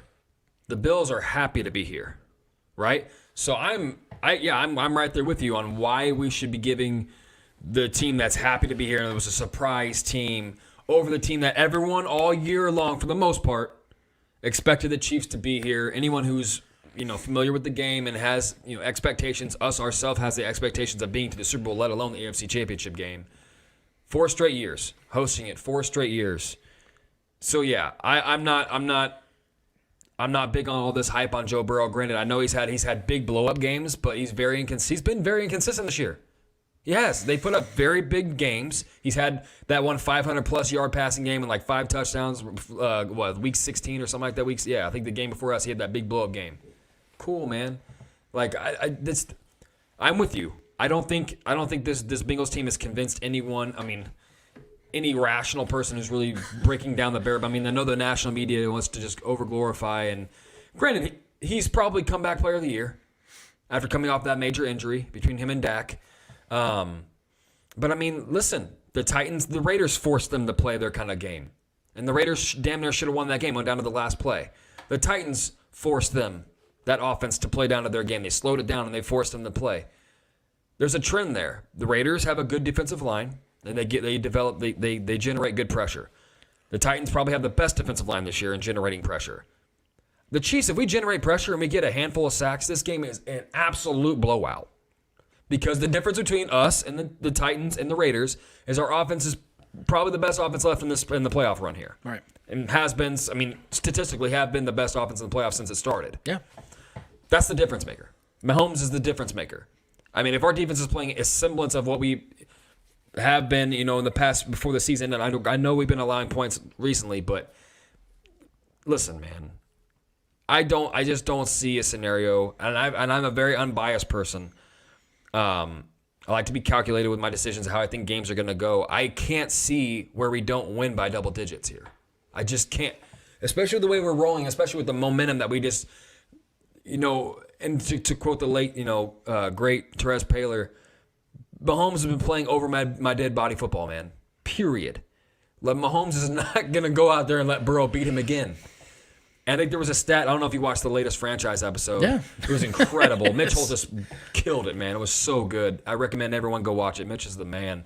You talked about the stat where no one in one single season has beat the Chiefs twice in Arrowhead. Well, in regulation, because the Patriots did beat them in 2018. Well, yeah, I'm saying, but yeah, as far as going to Arrowhead, beating them twice. Oh, yeah, that's true. Yeah, that's true. So that's never happened. Yes. That's incredible, man. And that's been with all these other quarterbacks. And over all these years, we've had mediocre teams and good offenses, bad defenses, good defenses, bad offenses. Now we have Patrick Mahomes. You add that into the element of already having this home, because that stat is huge on home field advantage. Yeah. And with that comment coming, even whether it was directed toward the Chiefs or not, which it wasn't, it was Joe Burrow talking about, the crowd noise, college compared to the NFL, whatever. Us as fans using that as fuel, this team using that as fuel, Patrick Mahomes, all of our guys in the locker room seeing the national media putting Burrow with the advantage at quarterback over Patrick Mahomes is the most laughable shit. But I mean, if the national media and a lot of fans across the board here are gonna want to give the Chiefs any kind of chip, any kind of extra momentum, bulletin material going into this game, good luck to anyone who's in the opposition. Joe Burrow, look, I respect Joe Burrow. He's fun to watch. He's a talented guy. He doesn't scare me. Yeah. He just doesn't. Deshaun Watson at times scared me, right? Josh Allen scares me sometimes because of everything he can do. Burrow, granted, like he's here in this game, but he's not a guy that like has these like intangibles that scare me. Yeah. He's surrounded by good players, a good a young coach that's an offensive minded coach, and they've done well. This defense is, I think, a little underrated. I think that defense has been better. 17th in the league. Yeah, they're a good defense. But as far as situational football, they've been good. They made a good defense play against. Granted, it was Tannehill and a banged up Derrick Henry. I just think they're outmatched here. I just think the Chiefs are the better team on all levels. Yeah. I think we're better at quarterback, even though the national media wants to tell you otherwise. I think we're better I think we're better even in weapons, and the national media wants to tell you otherwise. Especially with the emergence of Pringle and McCole Hardman, how they've been playing. Jarrett McKinnon. Yeah. So I mean, Clyde was really good last week. Right. Averaged 8.6 yards per carry. The coaching difference, the experience is what comes into play here the most, if anything. If any X factor is the biggest of all, it's the experience here. Like I said, now I'll go right back to what I started with here. The Chiefs were the team expected to be here. The Bengals are happy to be here. This is a surprise. This was some people's dark horse team, and they made it. Kudos to them. But I just don't. Like I said, I played the scenario out of my mind. I've done the Madden simulation, the Trevor simulation in my brain over and over again, and trying to calculate how I think this game would go.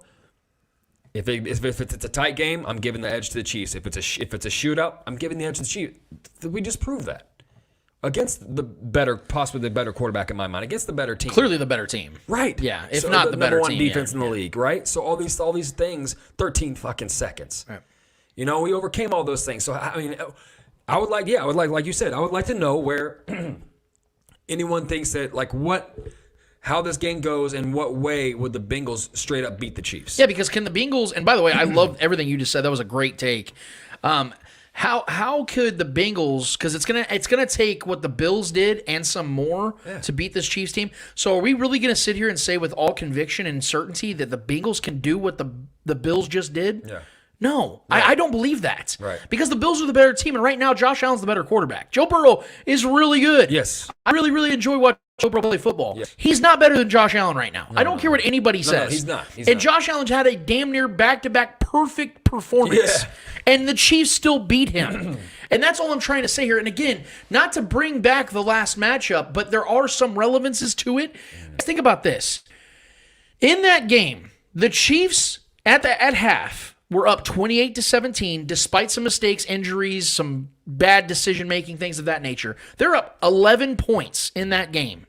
The Chiefs had not one, but two different 14-point leads in that game. Do you know that? Two different 14-point leads. Yep. And in the red zone, the Chiefs were 3 for 3 on touchdowns. So it was no coincidence to me, and I'm not trying to say the fix was in or anything like that, but literally almost every single bad call in that game went the Bengals' favor, especially in the second half. So it's no mystery to me that the Chiefs, who scored 28 first-half points, only got 3 points in that second half because all of the sudden you saw these officials literally pushing the Bengals down the field because the Bengals weren't playing great offense early. Was Jamar Chase cooking? Yes, but it was also a schematic error on Spags' side. Jamar Chase had an historic day, and I'm going to give him all the credit. The 3rd and 27 was unacceptable. But what in the living hell was Spags doing? I don't think that Spags is going to replicate that that defense. I don't think they're going to. If there's let's say in this game, I bet this happens. There's going to be a scenario where the Bengals have a 3rd and 14. You're not going to see Spags doing an all-out blitz. I don't see that happening. He's going to play a cover 2. We're going to get there with 4. Because I think the reason why we're seeing the Bengals struggle on offense now in the playoffs is not just because they're facing tougher competition per se, but it's also the fact that I'm starting to see defenses playing their offense like defenses have been playing the Chiefs' offense. Because what do the Bengals do that's a lot like the Chiefs' offense? Yep. Big 50-yard-ish touchdowns, right? They have these big, huge throws. Yeah. So what did you see the Titans do? Exactly. They were sending 4 because their 4 can get to you, especially against that bad offensive line, and they were playing cover 2. And it made Joe struggle. He wasn't finding all the easy open T. Higginses, Tyler Boyds, Jamar Chase. In fact, Jamar Chase hasn't scored in the playoffs yet. Yeah. Did you know that either? He hasn't been very good. That's what I'm saying. Because defenses are finally saying, you're not beating us on these 65-yard throws You're new anymore. Here. Yes, exactly. So now, because the Spags defense does have the cover 2 in their arsenal. Greg Cosell was talking about that this week about how he knows that Spags can run cover 2 all the time if he really wanted to. And especially now that Tyrann Mathieu will be back in this game. That's huge. That's going to be humongous. Now, what the Chiefs need to do on the defensive side is keep it very simple. You play that coverage like we talked about, the cover 2 coverage, press man on Jamar, make somebody get physical with him at the line of scrimmage. Because, again, officiating is not going to be one-sided in this game. It's going to be very down the middle. And that is a significant... Fitton being back is huge, too. Fitton's going to be huge. Aggressive. Yes, thank you for bringing him up because I didn't even think about that. He's an aggressive guy. You play the cover 2, and you let Chris Jones, Melvin Ingram, and Frank Clark dominate the line of scrimmage. Because in this matchup... Edge rushers are going to be huge in this There game. is no excuse in the world for Chris Jones not to have a couple sacks in this game. He should be in that backfield every other snap, straight up. Unless Joe Burrow does some quick slants and stuff like that, which isn't the Bengals' offense. They don't like to play quick. They like to look for the downfield shots. Unless they change up everything schematically, literally everything favors the Chiefs in this matchup, both on defense and in offense. Because although the Bengals according to us. Well, I'm just looking. Not everybody. I know I neglect context a lot, but on the defensive side, you gave them credit, Trevor. The Bengals defense is a good defense, but that's when they were healthy. Yeah. They're not healthy. They're missing multiple starters on their defense, especially in their front four of their defensive line. Cam Sample's gonna be banged up in this one, and Ogunjobi has been a damn good player for them. He's out, and Hendrickson, their best pass rusher, is banged up.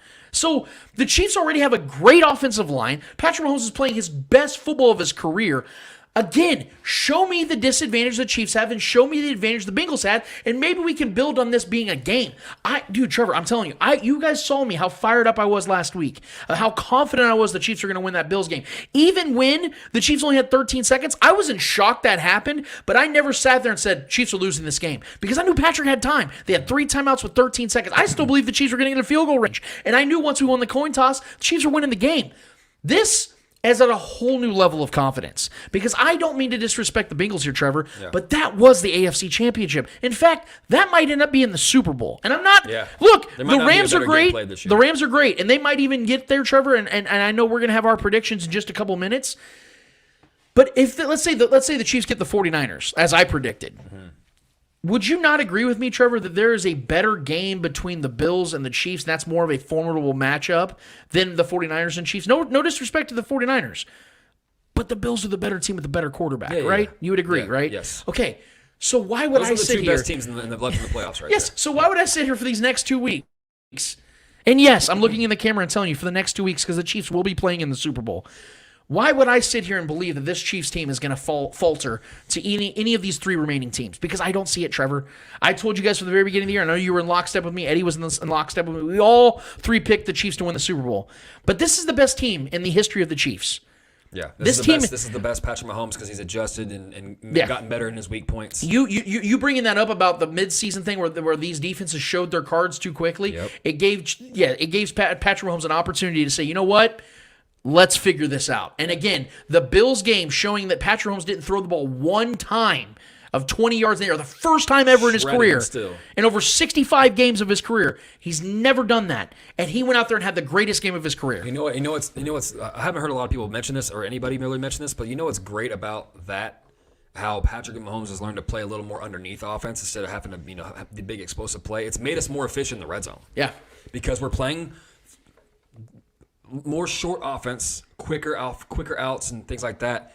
So we're kind of playing like it's always like tight, right? Because they're taking the big shots away. So once we get into the red zone, we're already kind of playing that way, right? So it's made us more efficient, like the touchdown to Pringle, the first score against the Bills. Those kind of plays. That's the kind of offense we've been playing. So it's made us more simultaneously efficient in the red zone because we're kind of playing tight football all the way down the entirety of the drive. Right. So it's just been, man, in this game, man, I just don't.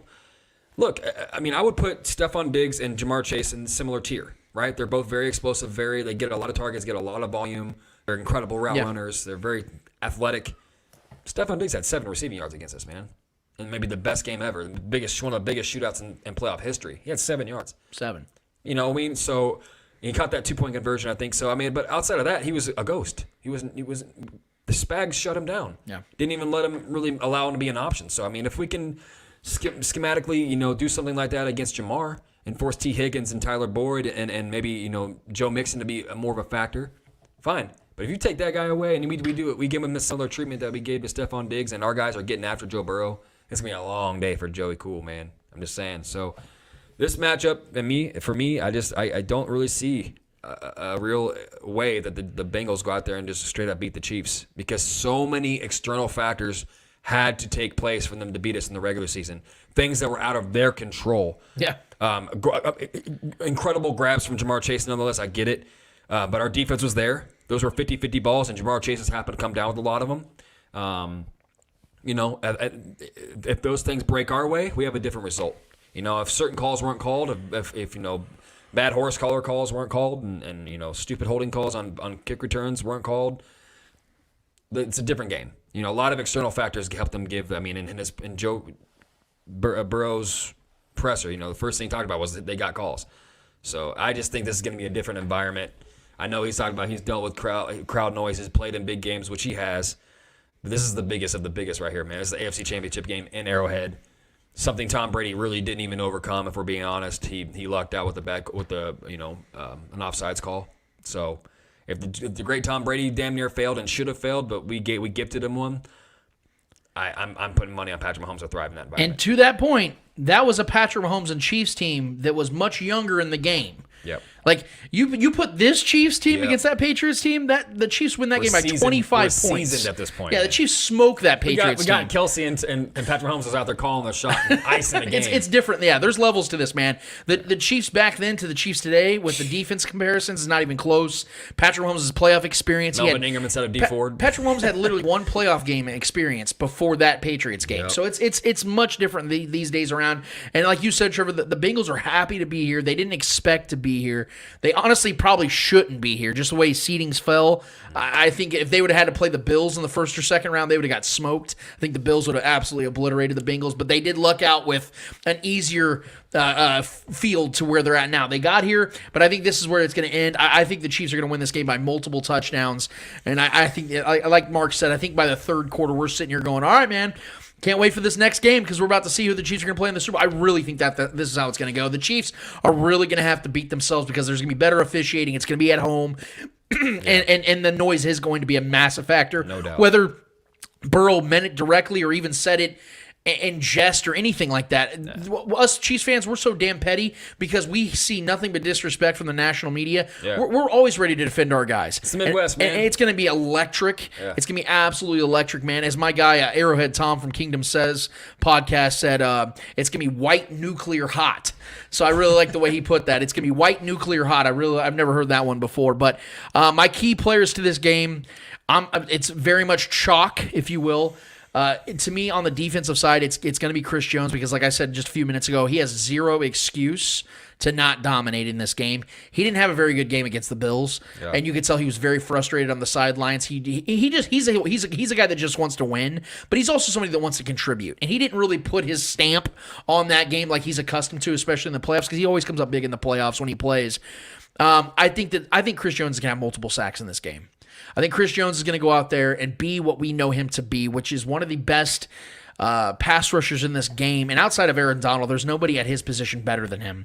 And I think he's going to put that potential Hall of Fame stamp onto this game because Chris Jones is very much in lockstep with getting himself up there with the Hall of Famers. Because when you have playoff success like Chris Jones has already had and will continue to have, as long as he's a member of the Chiefs, you're going to get that shine. And he's going to shine bright in this one. I expect him to dominate that offensive line and make Joe Burrow's day very long and strenuous. And on the offensive side, it's no question. It's Patrick Mahomes, man. If Patrick Mahomes plays a B-plus game in this one, he's going to have 295 yards and 3 touchdowns. But I expect an A game. I think Patrick Mahomes is going to have over 400 yards and 5 touchdowns in this game.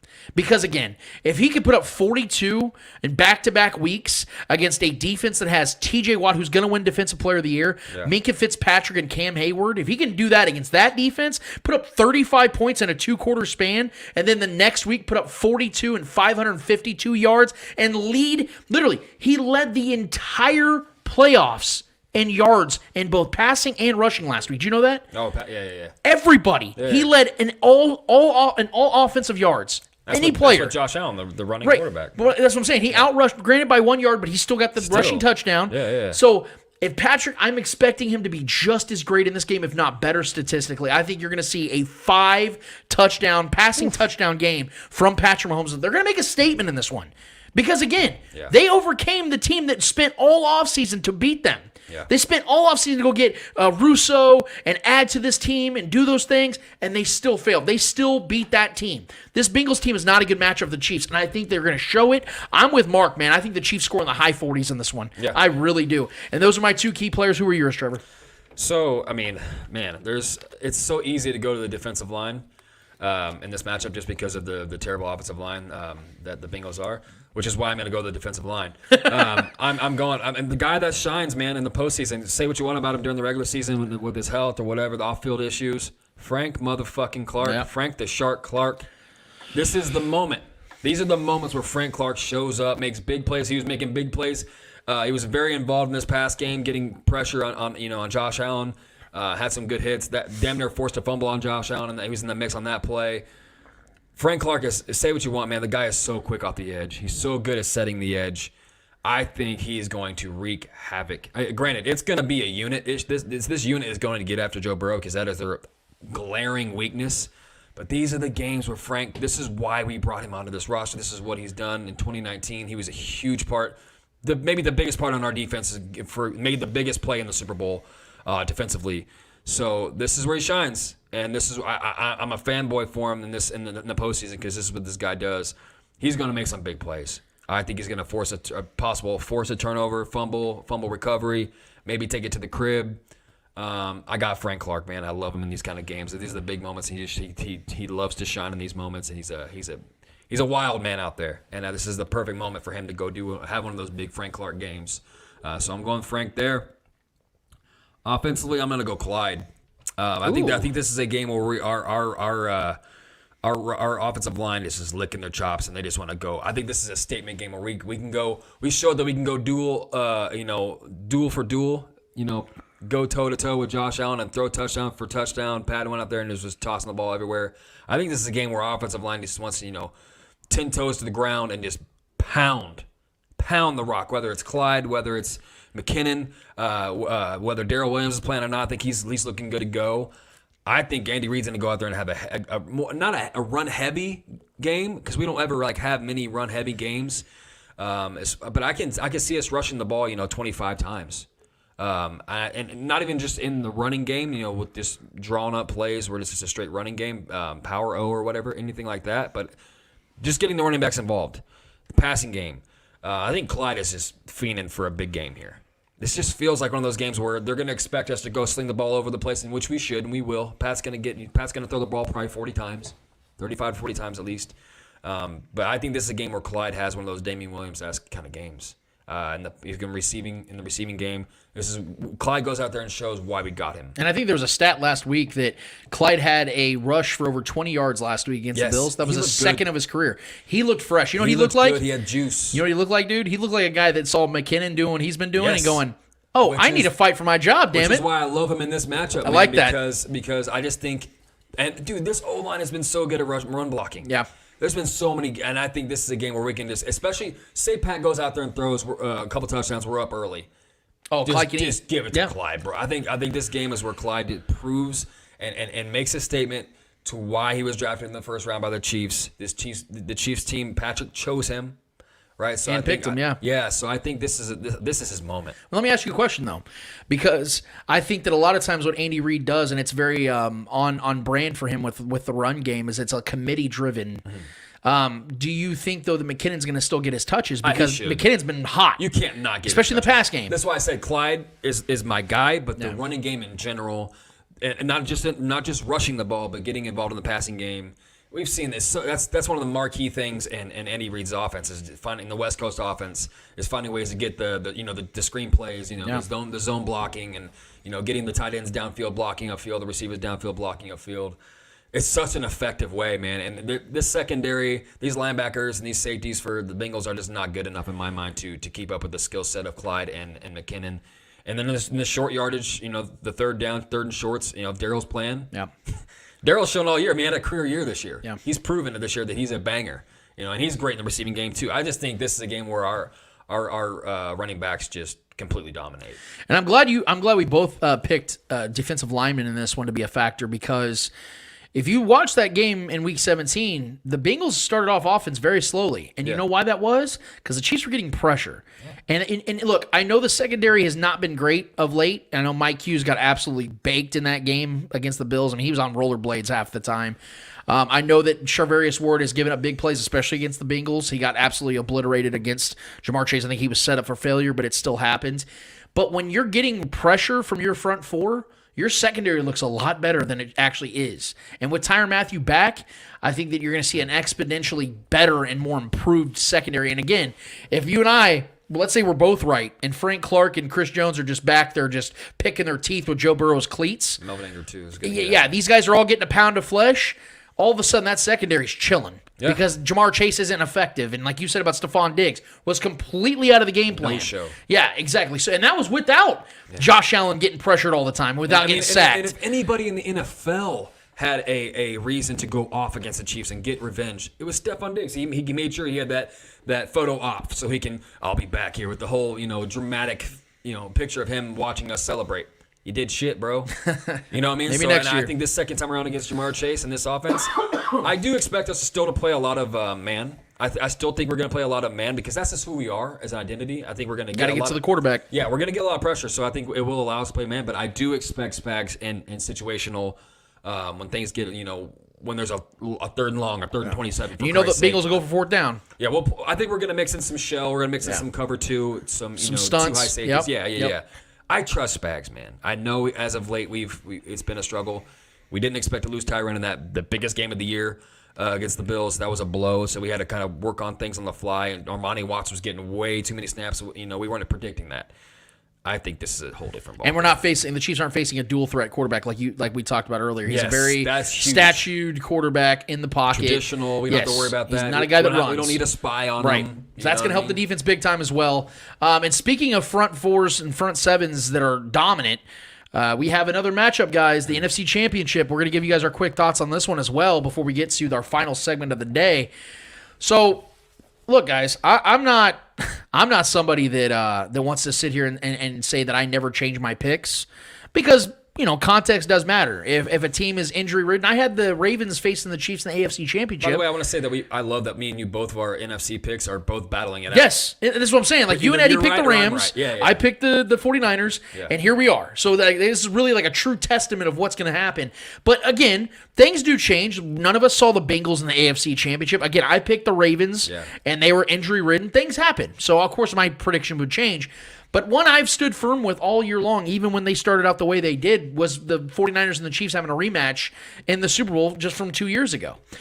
Biggest reason why is because I saw the Niners last time they were healthy. They were the best team in the NFC, and they were winning playoff games and getting to a Super Bowl with a below-average quarterback in Jimmy Garoppolo. Now, I did think that Trey Lance was going to take the job over, which I still believe would have been the right decision for Shanahan because his offense is absolutely hamstrung by Jimmy G's limitations. He has thrown horrific throws throughout the playoffs, but yet they continue to do something that few teams can do. Win on the road. They have beaten the Cowboys on the road, beat the Packers on the road. Two very difficult teams to beat. Two very good home teams as well. And for them to hold the Cowboys to 7 points for the majority of that game and then turn around banged up as hell with Joey Bosa and Fred Warner, two of their best defenders, to go in there all banged up and hold the Packers to 10 points in Lambeau is something that we got to quit ignoring here. Now, I will say this. The Rams are the better team. But that doesn't matter in this matchup. You know why? Because the Rams are owned by who? The 49ers. Yep. I know people are trying to say, like, oh, that doesn't matter now because this is different. It's the playoffs. Guys, it does matter. Because these two teams know each other better than anyone. Yeah. Kyle Shanahan and Sean McVay started in Washington together under Jay Gruden. They were understudies. I think Sean McVay was like the tight ends coach and Kyle Shanahan was the OC. Mm-hmm. Okay, these guys started together. They know each other so damn well, and Shanahan has continued to pour it on against Sean McVay. Nobody owns Sean McVay outside of Kyle Shanahan. Outside of him, Sean McVay owns everybody else. And in fact, Sean McVay was like 48-0 when leading at half in his career. They were up in week 18 on the 49ers 17-0. and they lost. They were the first team to ever beat the Rams under Sean McVay when Sean McVay was leading at half. So I know Sean's going to downplay and say, oh, he's not in my head, and we're not worried about this and other stuff. Guys, you know it's a little tighter when it comes to this matchup because the Niners have been able to do what they've done. And now, after 2 humongous wins for the 49ers, going into this game at SoFi, knowing that if they win this game, they will actually have more home fans than the Rams would in the Super Bowl because the Niners fans travel so damn well. We remember in Miami, there was a ton of 49ers fans in that game. Those fans are classic throwbacks, dude. They are generational fans. Yeah. The Rams, they did back in the day, but then they moved to St. Louis and things got kind of weird. So those California people decided to take other teams on, and now they're back in LA, and it's still kind of odd. They don't really have like this big, huge fan base. I think that it's going to play a factor. I think in this game, you're going to see a lot of 49ers fans are going to come out there juiced. You've seen something about this team. They've actually rallied around Jimmy G, even though he's not been great. In fact, he's not even been good. He has 2 touchdowns and 5 interceptions in his career in the playoffs. Yeah. Not good at all. He hasn't thrown a touchdown yet in these playoffs, and they're 2-0 in the playoffs on the road as a wildcard team. There's something special about this team, and I am the biggest Matt Stafford guy in the world. You know this, Trevor. For years, I've defended this dude vehemently and said he just needed a chance. Give him a great team and see what happens. What do you know? 1 year in, and he's in the NFC Championship and has been, outside of Patrick Mahomes and Josh Allen, the best player in the playoffs. He has been balling. Dominated the Bucs just a week ago. Dominated, who they faced in the first round? Who did they face? Guys, you got to help me out here. Whoever they faced, he absolutely obliterated them too. The fact is, he's not thrown an interception. He's not had a turnover yet. Mm-hmm. Now, they did have four fumbles in that game against the Bucs and about let Tom Brady continue his fucking career, which would have drove me nuts. The Rams were beating the shit out of the Buccaneers in Tampa, where Tampa hadn't lost all season.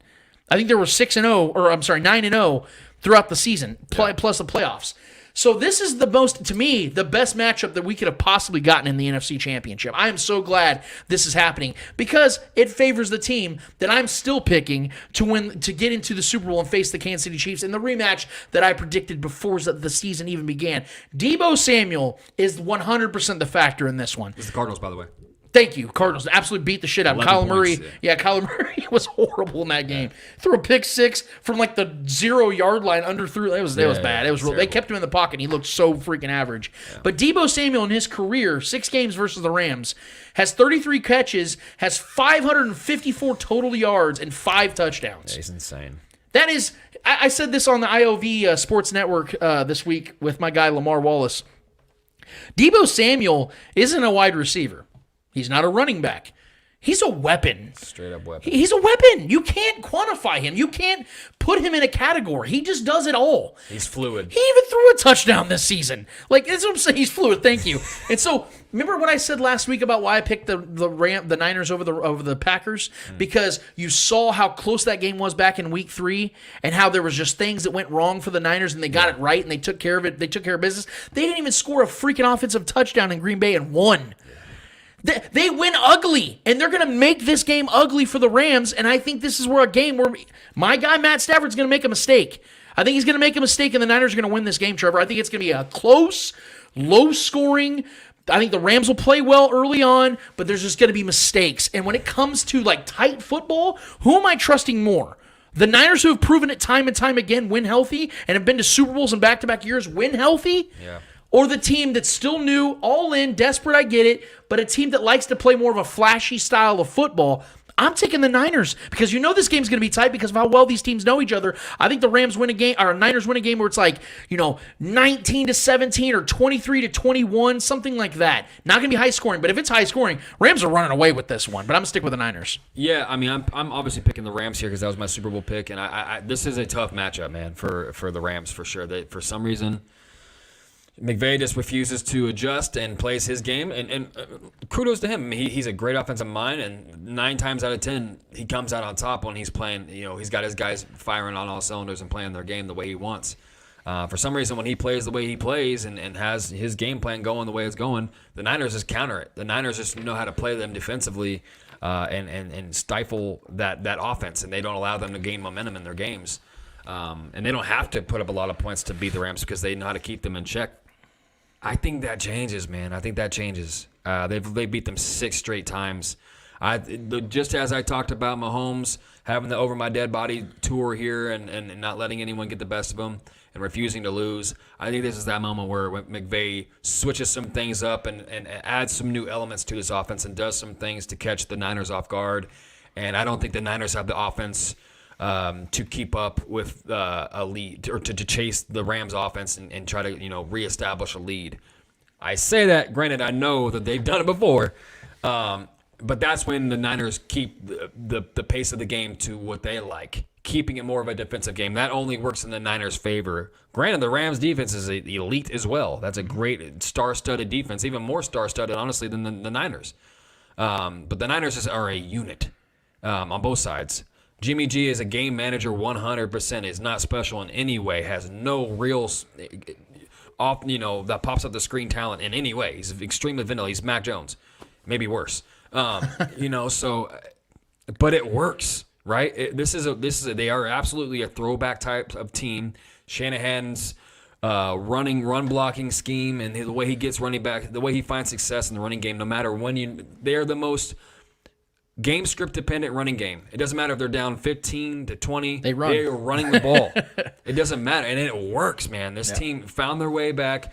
They lost a lot. Elijah Mitchell was a bright spot early on in the year. He went down. That definitely was a roadblock because they had to depend on some other guys and had a revolving door running backs. But since he's been back, man, the guy is an absolute monster. Debo being in the running game in the red zone is an absolute monster. It's so hard to stop him. Whether it's up the seam, whether it's a quick slant, whether it's running straight out of the backfield like a running back, the guy is an absolute weapon. This is a tough one to decide how it's going to go.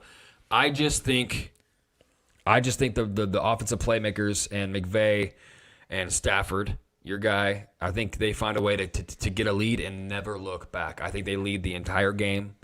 I don't think the Niners ever have a lead here. I think they're chasing them the whole way. And that's the only way the Rams are going to win this, is they have to find ways to score. Sure. Because if they don't score and this game's tight, I'm picking the Niners. But I don't see that going this way. I think this is finally because McVay got the Tom Brady thing off his back because he lost him in the Super Bowl a couple years back, and I think he continues that, overcoming certain obstacles that have owned him. Right. So he lost to Brady, and then he just got his revenge on Brady. He's been absolutely dominated by Shanahan and the Niners, and I think he finally overcomes it. I think the seventh time is the charm here.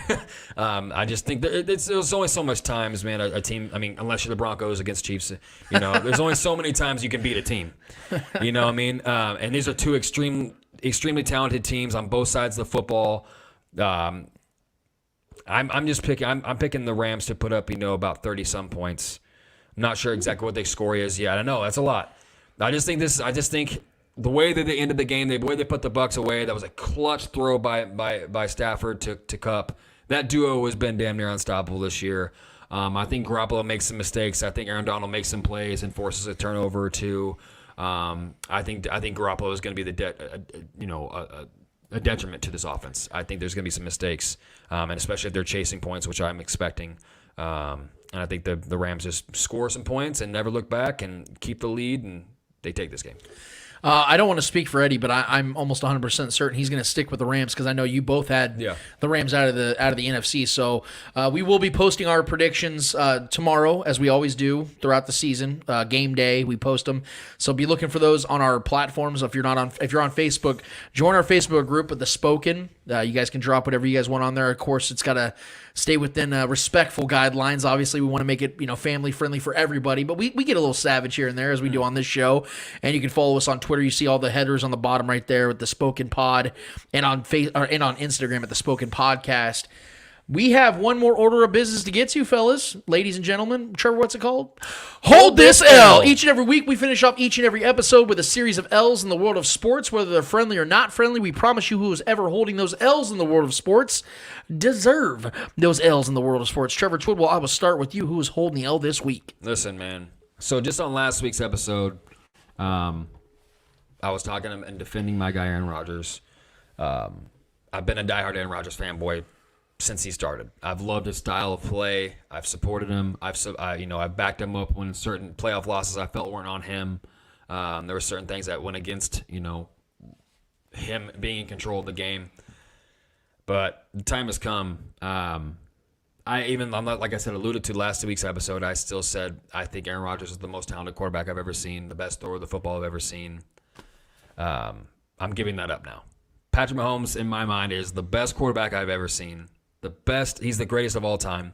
He's the most talented passer. Shit. He's the most talented passer I've ever seen. Guys, this is breaking news. To hear Trevor say these words, I did not know this was going to happen, just to let you guys know. Unscripted. Listen, man. Continue. The 10 seconds, actually, in reality, this is not like I've been holding back, and like, in a sense I have, because I like I said, I'm a fanboy of Aaron Rodgers. I love him. He's not a Chief. I know that. I was a big Brett Favre fan as a kid. I just kind of I can vouch. It transitioned into the Aaron Rodgers era, and I've loved him. I like him who he is. Granted, the off-field stuff, the comments, and his personality, it's not for everybody. I get that.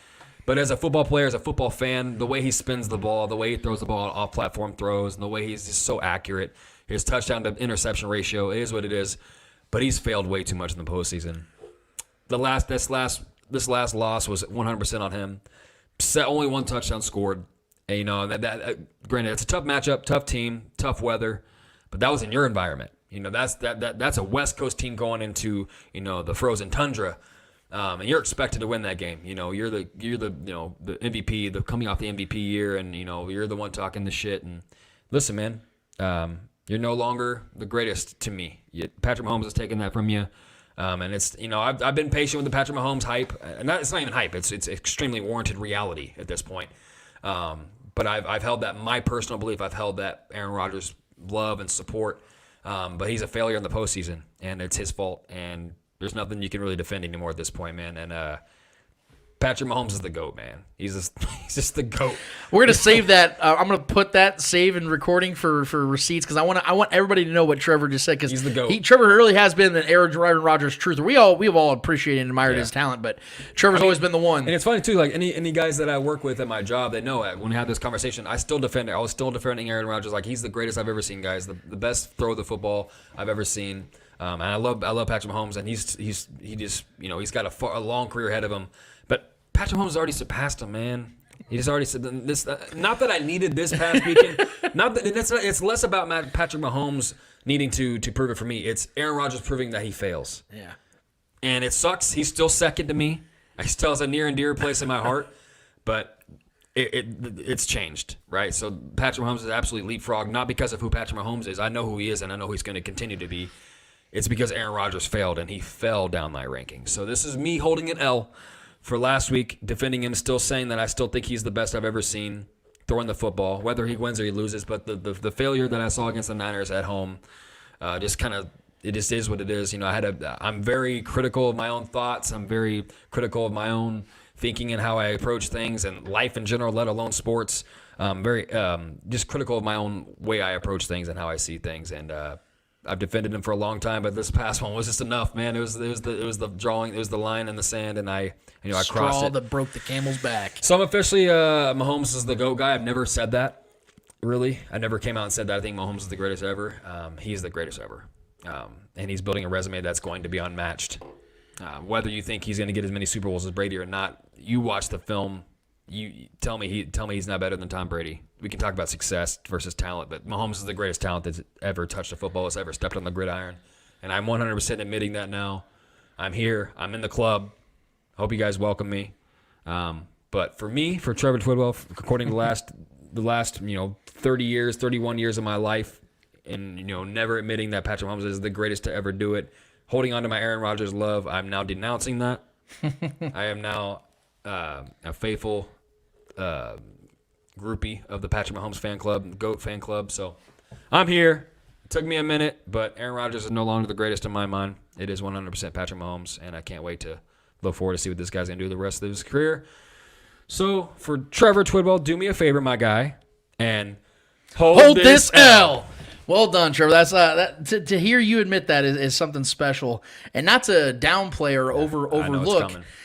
But it's official, and we get a chance to talk about this really quick before I give you guys out my L's. Yeah, we didn't even talk about this. We didn't even get to this yet. It is. I can actually say this on the Spoken podcast, and I already knew it was coming because I had already been told. But it is now official from the top down. Adam Schefter has now reported that Tom Brady is retiring from football after 22 seasons. Look, I'm going to be... Trevor was just very transparent about Aaron Rodgers and how he had to demote his guy. And if anybody knows me, I've never been a Tom Brady guy whatsoever. I think that his career has been very lucky. I will say that right now. He has fallen under a lot of luck. Not that he's not a great player, because he absolutely is. He's a surefire Hall of Fame quarterback, but I've never called him the GOAT because I don't think he's ever once been the best quarterback to do anything. There's not one special thing that Tom Brady does. But what I will say is this. There is no one that can match Tom Brady in work ethic. There is nobody that can match Tom Brady in success to this point. So those are two things that I will forever respect Tom Brady for. To have a 22-year NFL career, period, is unbelievable. I don't care if you're a punter. To be able to do this for over 2 decades and stay at the top of your game and he was never a great athlete. Yeah. And for him to stay at the top of his game and still go out there at 44 years old and lead the league in yards and touchdowns is incredible. But I can't believe I'm actually saying it live on my own show that Tom Brady is actually hanging it up. It's similar to me when Kobe retired, because we hated Kobe so much. He was our villain. But you just respected the living hell out of what he was as an athlete. Game, Tom Brady is without question the most successful athlete I have ever seen. Yeah. Ever. I've never seen an athlete be this successful. So hats off to Tom Brady for an incredible career. I already knew it was coming. Yeah. I was just waiting for the official word to come down. But Jeff Darlington and Adam Schefter have both confirmed that Tom Brady has said it. He is done with football. He's going to go live his life, man. There's nothing. The greatest career in sports history, man. Yeah, there's nothing left to prove. Yeah. There's nothing left to prove. And he is this generation's Bill Russell. He really is. It's just to win as much as he has and to have all the success. It's going to be really odd to not see Tom Brady play football anymore, because I never thought this day was going to come. I really never thought. I thought he was just going to keep playing football. But there was a difference in the way he was acting and looking after that Rams game. Which, by the way, it's so crazy that Matt Stafford is the one that ended Tom Brady's career. Who would have thought that Matt Stafford would be the one that finally took down Tom Brady for once? Tom, man. Yeah, but yes, the game is better because of Tom Brady. He's done a lot for this league. He's all class. People love him and appreciate him. Yep. And whether you're a fan of his or not, tip the cap. So you know what? How about this? We're giving a W to Tom Brady. Absolutely. The show is giving Tom Brady a W for announcing his retirement and giving this next generation, because the NFL is in great hands, man. I don't think I've ever seen the league in better hands when it comes to quarterback play. Yeah. There's so many damn good quarterbacks. Now, mostly it's on the AFC side, but the passing of the torch has officially begun. Torch is in good hands. Yes. Yeah. Tom Brady's now gone. He resides against Ben him. Roethlisberger just announced his retirement. Drew Brees is gone. Aaron Rodgers is close to the end. I don't know. I think he's got a couple of years left of football left in him. But you're seeing it. Peyton Manning's been gone. Like, those guys are finally all gone. Yeah. And so now it's Patrick Mahomes' league for sure. Yeah. So a W goes to Tom Brady for all of his accomplishments. I hope he rides off into the sunset, enjoys him and his wife's billions of dollars.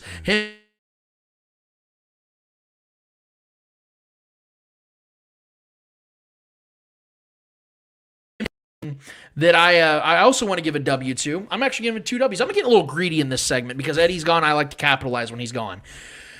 Look, I am one that criticizes officiating as much as anybody out there. Whenever I get the opportunity, boy, I like to let those motherfuckers have it, because I think NFL officials are terrible for the most part. But I got to match that energy when they do their job the right way. And as I alluded to earlier, the officials that officiated the Chiefs-Bills game did an incredible job. In fact, since the wild card round, the NFL officials have been great. Yeah. I mean, great. The Packers-Niners game was great. Bengals-Raiders game was trash. Yeah, I'm saying outside of the wild card. Since the divisional round started, they've been awesome. The Bengals and Titans game was well officiated. Rams game was well officiated. Weren't perfect, but man, I'm going to match my energy. When I criticize them, I give it all. But I'm going to say right now, man, hats off to NFL officials for what they did over this last weekend. You guys absolutely crushed it. I can only hope you guys keep that flowing, man, because the players dictate the game. Ronald Torbert's going to be officiating the Super Bowl. I'm so nervous about that. But nevertheless, I'm giving a W to the NFL officiating for having an incredible weekend in the divisional round. Now, moving to my L's. I got 3 of them, Trevor, and I'm so ready for that. I'm going to start with this one, and this one isn't funny to me at all, actually. I'm actually being very serious about this one. There's a lot of content providers out there. There's a lot of networks that give us something to chew on. They all have their own styles. And over the last 10 to 15 years, it's been a lot more edgy. I remember Deadspin and guys like that started coming around like, oh, this is funny. They kind of add comedy to it, and they have hot takes, and they get clicks off of basically calling out other people, and it's something we all kind of enjoy and watch, and feel more connected to.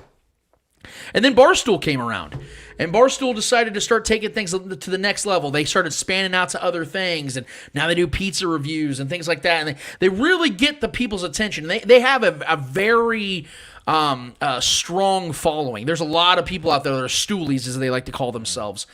But one thing that the Barstool's really done that has really, I think, brought down their quality, besides having people that represent them that have sexual assault allegations on them and divorces and all kinds of crazy shit that, ended in their personal lives that they like to throw out there on the platforms and make it a personal matter.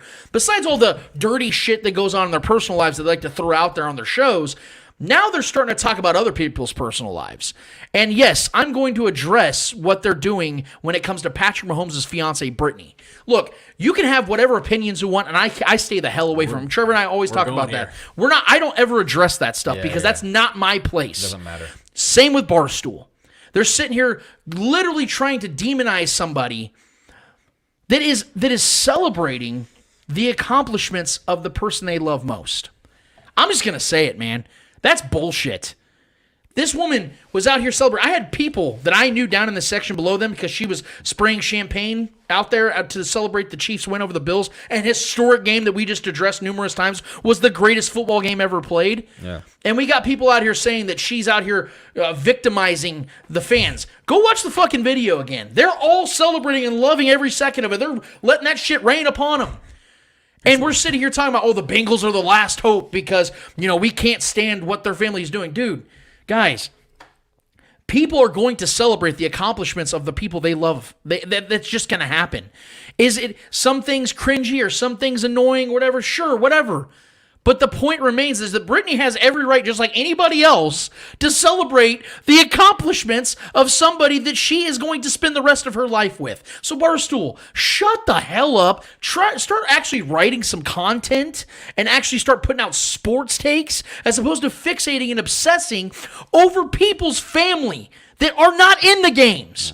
Do me a solid, Barstool. Do me a solid, Stool Presidente Dave Portnoy, you fuckboy. And do me a solid and hold this L. Now, my next L is going to go to a guy that had an opportunity this last offseason to join in the festivities here in Kansas City, but decided to stay with Peter Griffin in a helmet in Pittsburgh, and that's to Juju Smith-Schuster.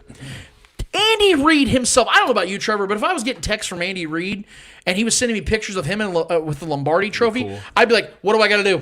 Sign me up, man. I'm on the team. I'll be your water boy. I'll be the towel guy. I'll go get your Five Guys runs. I'll go get your food. Whatever you got to do.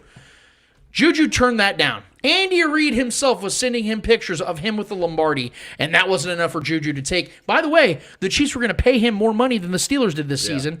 Decided to stay in Pittsburgh. And how ironic is it that the team that ended the Steelers season was who? The Chiefs. The Chiefs, yeah. And who's hosting their fourth straight AFC Championship? The Chiefs. Who could have been a part of all that? Juju Smith-Schuster. John Sherman Smith-Schuster could have been a part of this. Now, it could still happen next season. I hope it does. But he wasted a season of his career. Yeah. He maybe wasted a ring and an opportunity to put himself into that echelon as a champion. Nothing's guaranteed in this league, but one thing's guaranteed is that Juju, you're getting an L for me. So, Juju Smith-Schuster, do me a solid and hold this L. And my final L is going to a guy that Trevor already handed an L to, but for a different reason. Because I'm actually going to talk about the things that are off the field. Because of the fact that he's now claiming had something to do with happened on the field. So, Trevor already alluded to all the stuff that happened. I'm not going to address all that. I'm not going to rehash any of that. But Aaron Rodgers just came out with a statement a few days ago on the Pat McAfee Show, which we all know is a platform he's very comfortable talking on, which ironically is why I think that there might be a play for him to go to the Colts because of Indianapolis and McAfee's connection. That team could really use Aaron Rodgers. It makes a lot of sense with the trade assets and all these other things, but we'll talk about that in another show. But he said on the Pat McAfee Show, this is an actual quote from Aaron Rodgers, there were a ton of people tuning in, rooting against us for one reason and one reason only. It's because of my vaccination status and them wanting to see us lose so they could pile on. Trev, you're the biggest Rodgers fan I know. tell me that isn't the softest shit you've ever heard from a superstar player. Because here's the thing. Even if that's true. It is true, but. Let's say there's a billion people watching Rodgers and chanting and hoping he loses for that reason. Yeah. Who gives a fuck? Yeah, you're a pro athlete, man. And even mentioning it and saying it out loud, ironically putting his own foot in his own mouth. Trevor, do you know how many people probably root against Patrick Mahomes because he's a mixed human being? Or how many people root against LeBron James because he's black? That's what I'm saying. It's not even worth mentioning. Who gives a fuck? You're going on one of the most popular shows in the world. Pat McAfee is killing it. And you have an open platform. And you're going to go on here and cry about people rooting against you because you're unvaxxed? Especially when you're supposed to be known as the RELAX guy and the dude and all this. It's a bad look. He's always he's put so much time and energy to act like I don't give a fuck about anything.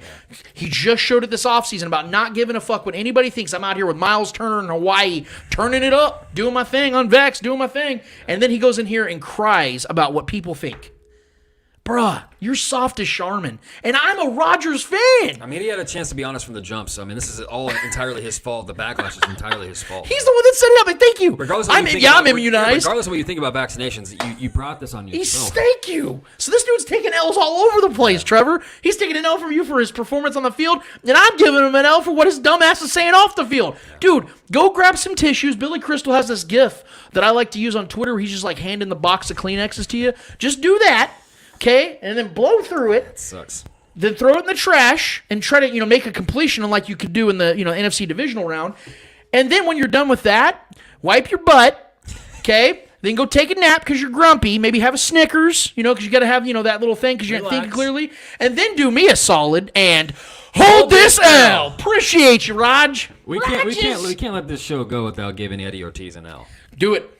Listen, Eddie, tune in, baby. 100% chance the Bills win. Quoted. Oh, yeah, thank Quote, you. unquote. Eddie motherfucking Ortiz. I think I have that screenshot still saved. 100%. Let's see. We'll post that in the group. We'll post that in the group on Facebook. Lance will get the screenshot of the I got my text receipts. The guy, he didn't say it on the show because after me and Lance went on our roll as to why the Chiefs are going to win, he didn't want to say the 100%. But he, with his own thumbs, with his own chubby little thumbs, typed over text message to me and Lance in our chat group that the Bills 100% are going to win. Here it is. Go ahead, say it. What did he say? Quote, I said, Eddie said in our group chat, Eddie said this morning that the Bills are winning 100%. And this is Eddie's response, if you can see it. I don't know if it shows up. 1,000%. GIF. Yeah, so I mean, look, I know this is maybe the longest L segment ever, but I wasn't gonna let this show go letting that slide, man. So thank you for reminding me, by the way. So Eddie Ortiz, you were 100% wrong. Do me a favor, my guy. We miss you. Get back here soon and safe. Do me a solid and hold this L. Woo! Man, this has been a fucking great show, dude. It's always better when we're like it's in the playoffs and the Chiefs are making another run. I'm so jovial. We're all pumped up, and we have Mark Gunnels on the damn show. It's just game tomorrow, baby. I'm stoked, guys. I'm so ready for this damn weekend to get going, man, and to see the Chiefs advance to their third consecutive Super Bowl because that's what's going to happen. I hope you guys are ready.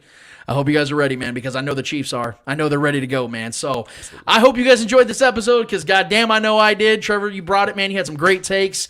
Thank you, Eddie, who wasn't here. I know that it was probably rough for you to not have to, fend yourself for that 1,000% guarantee. But nevertheless, we're going to give you guys our scores. Yes, we're going to give you guys our scores tomorrow. Let you guys know what happens. But yes, again, follow our guy Mark Gunnels on Twitter. It's Mark A. Gunnels. Hit him up, guys. The man knows what he's talking about. Yep. I'm telling you, he's a great dude, and he's a great follow on Twitter as well. So for that, for the absentee Eddie Ortiz, who was 1,000% guaranteed a Bills victory, for Trevor Twidwell, for the great Mark Gunnels, for our producer Clay Windler, who always puts this bad boy together, and for all of you guys we love so dearly and hold so dearly close to our hearts, I am Lance Twidwell. Episode 152 of the Spoken Cod podcast is done, finished, and finito. And until 153 is here when we're talking about another Super Bowl appearance for our Kansas City Chiefs, we out of this bitch. Later.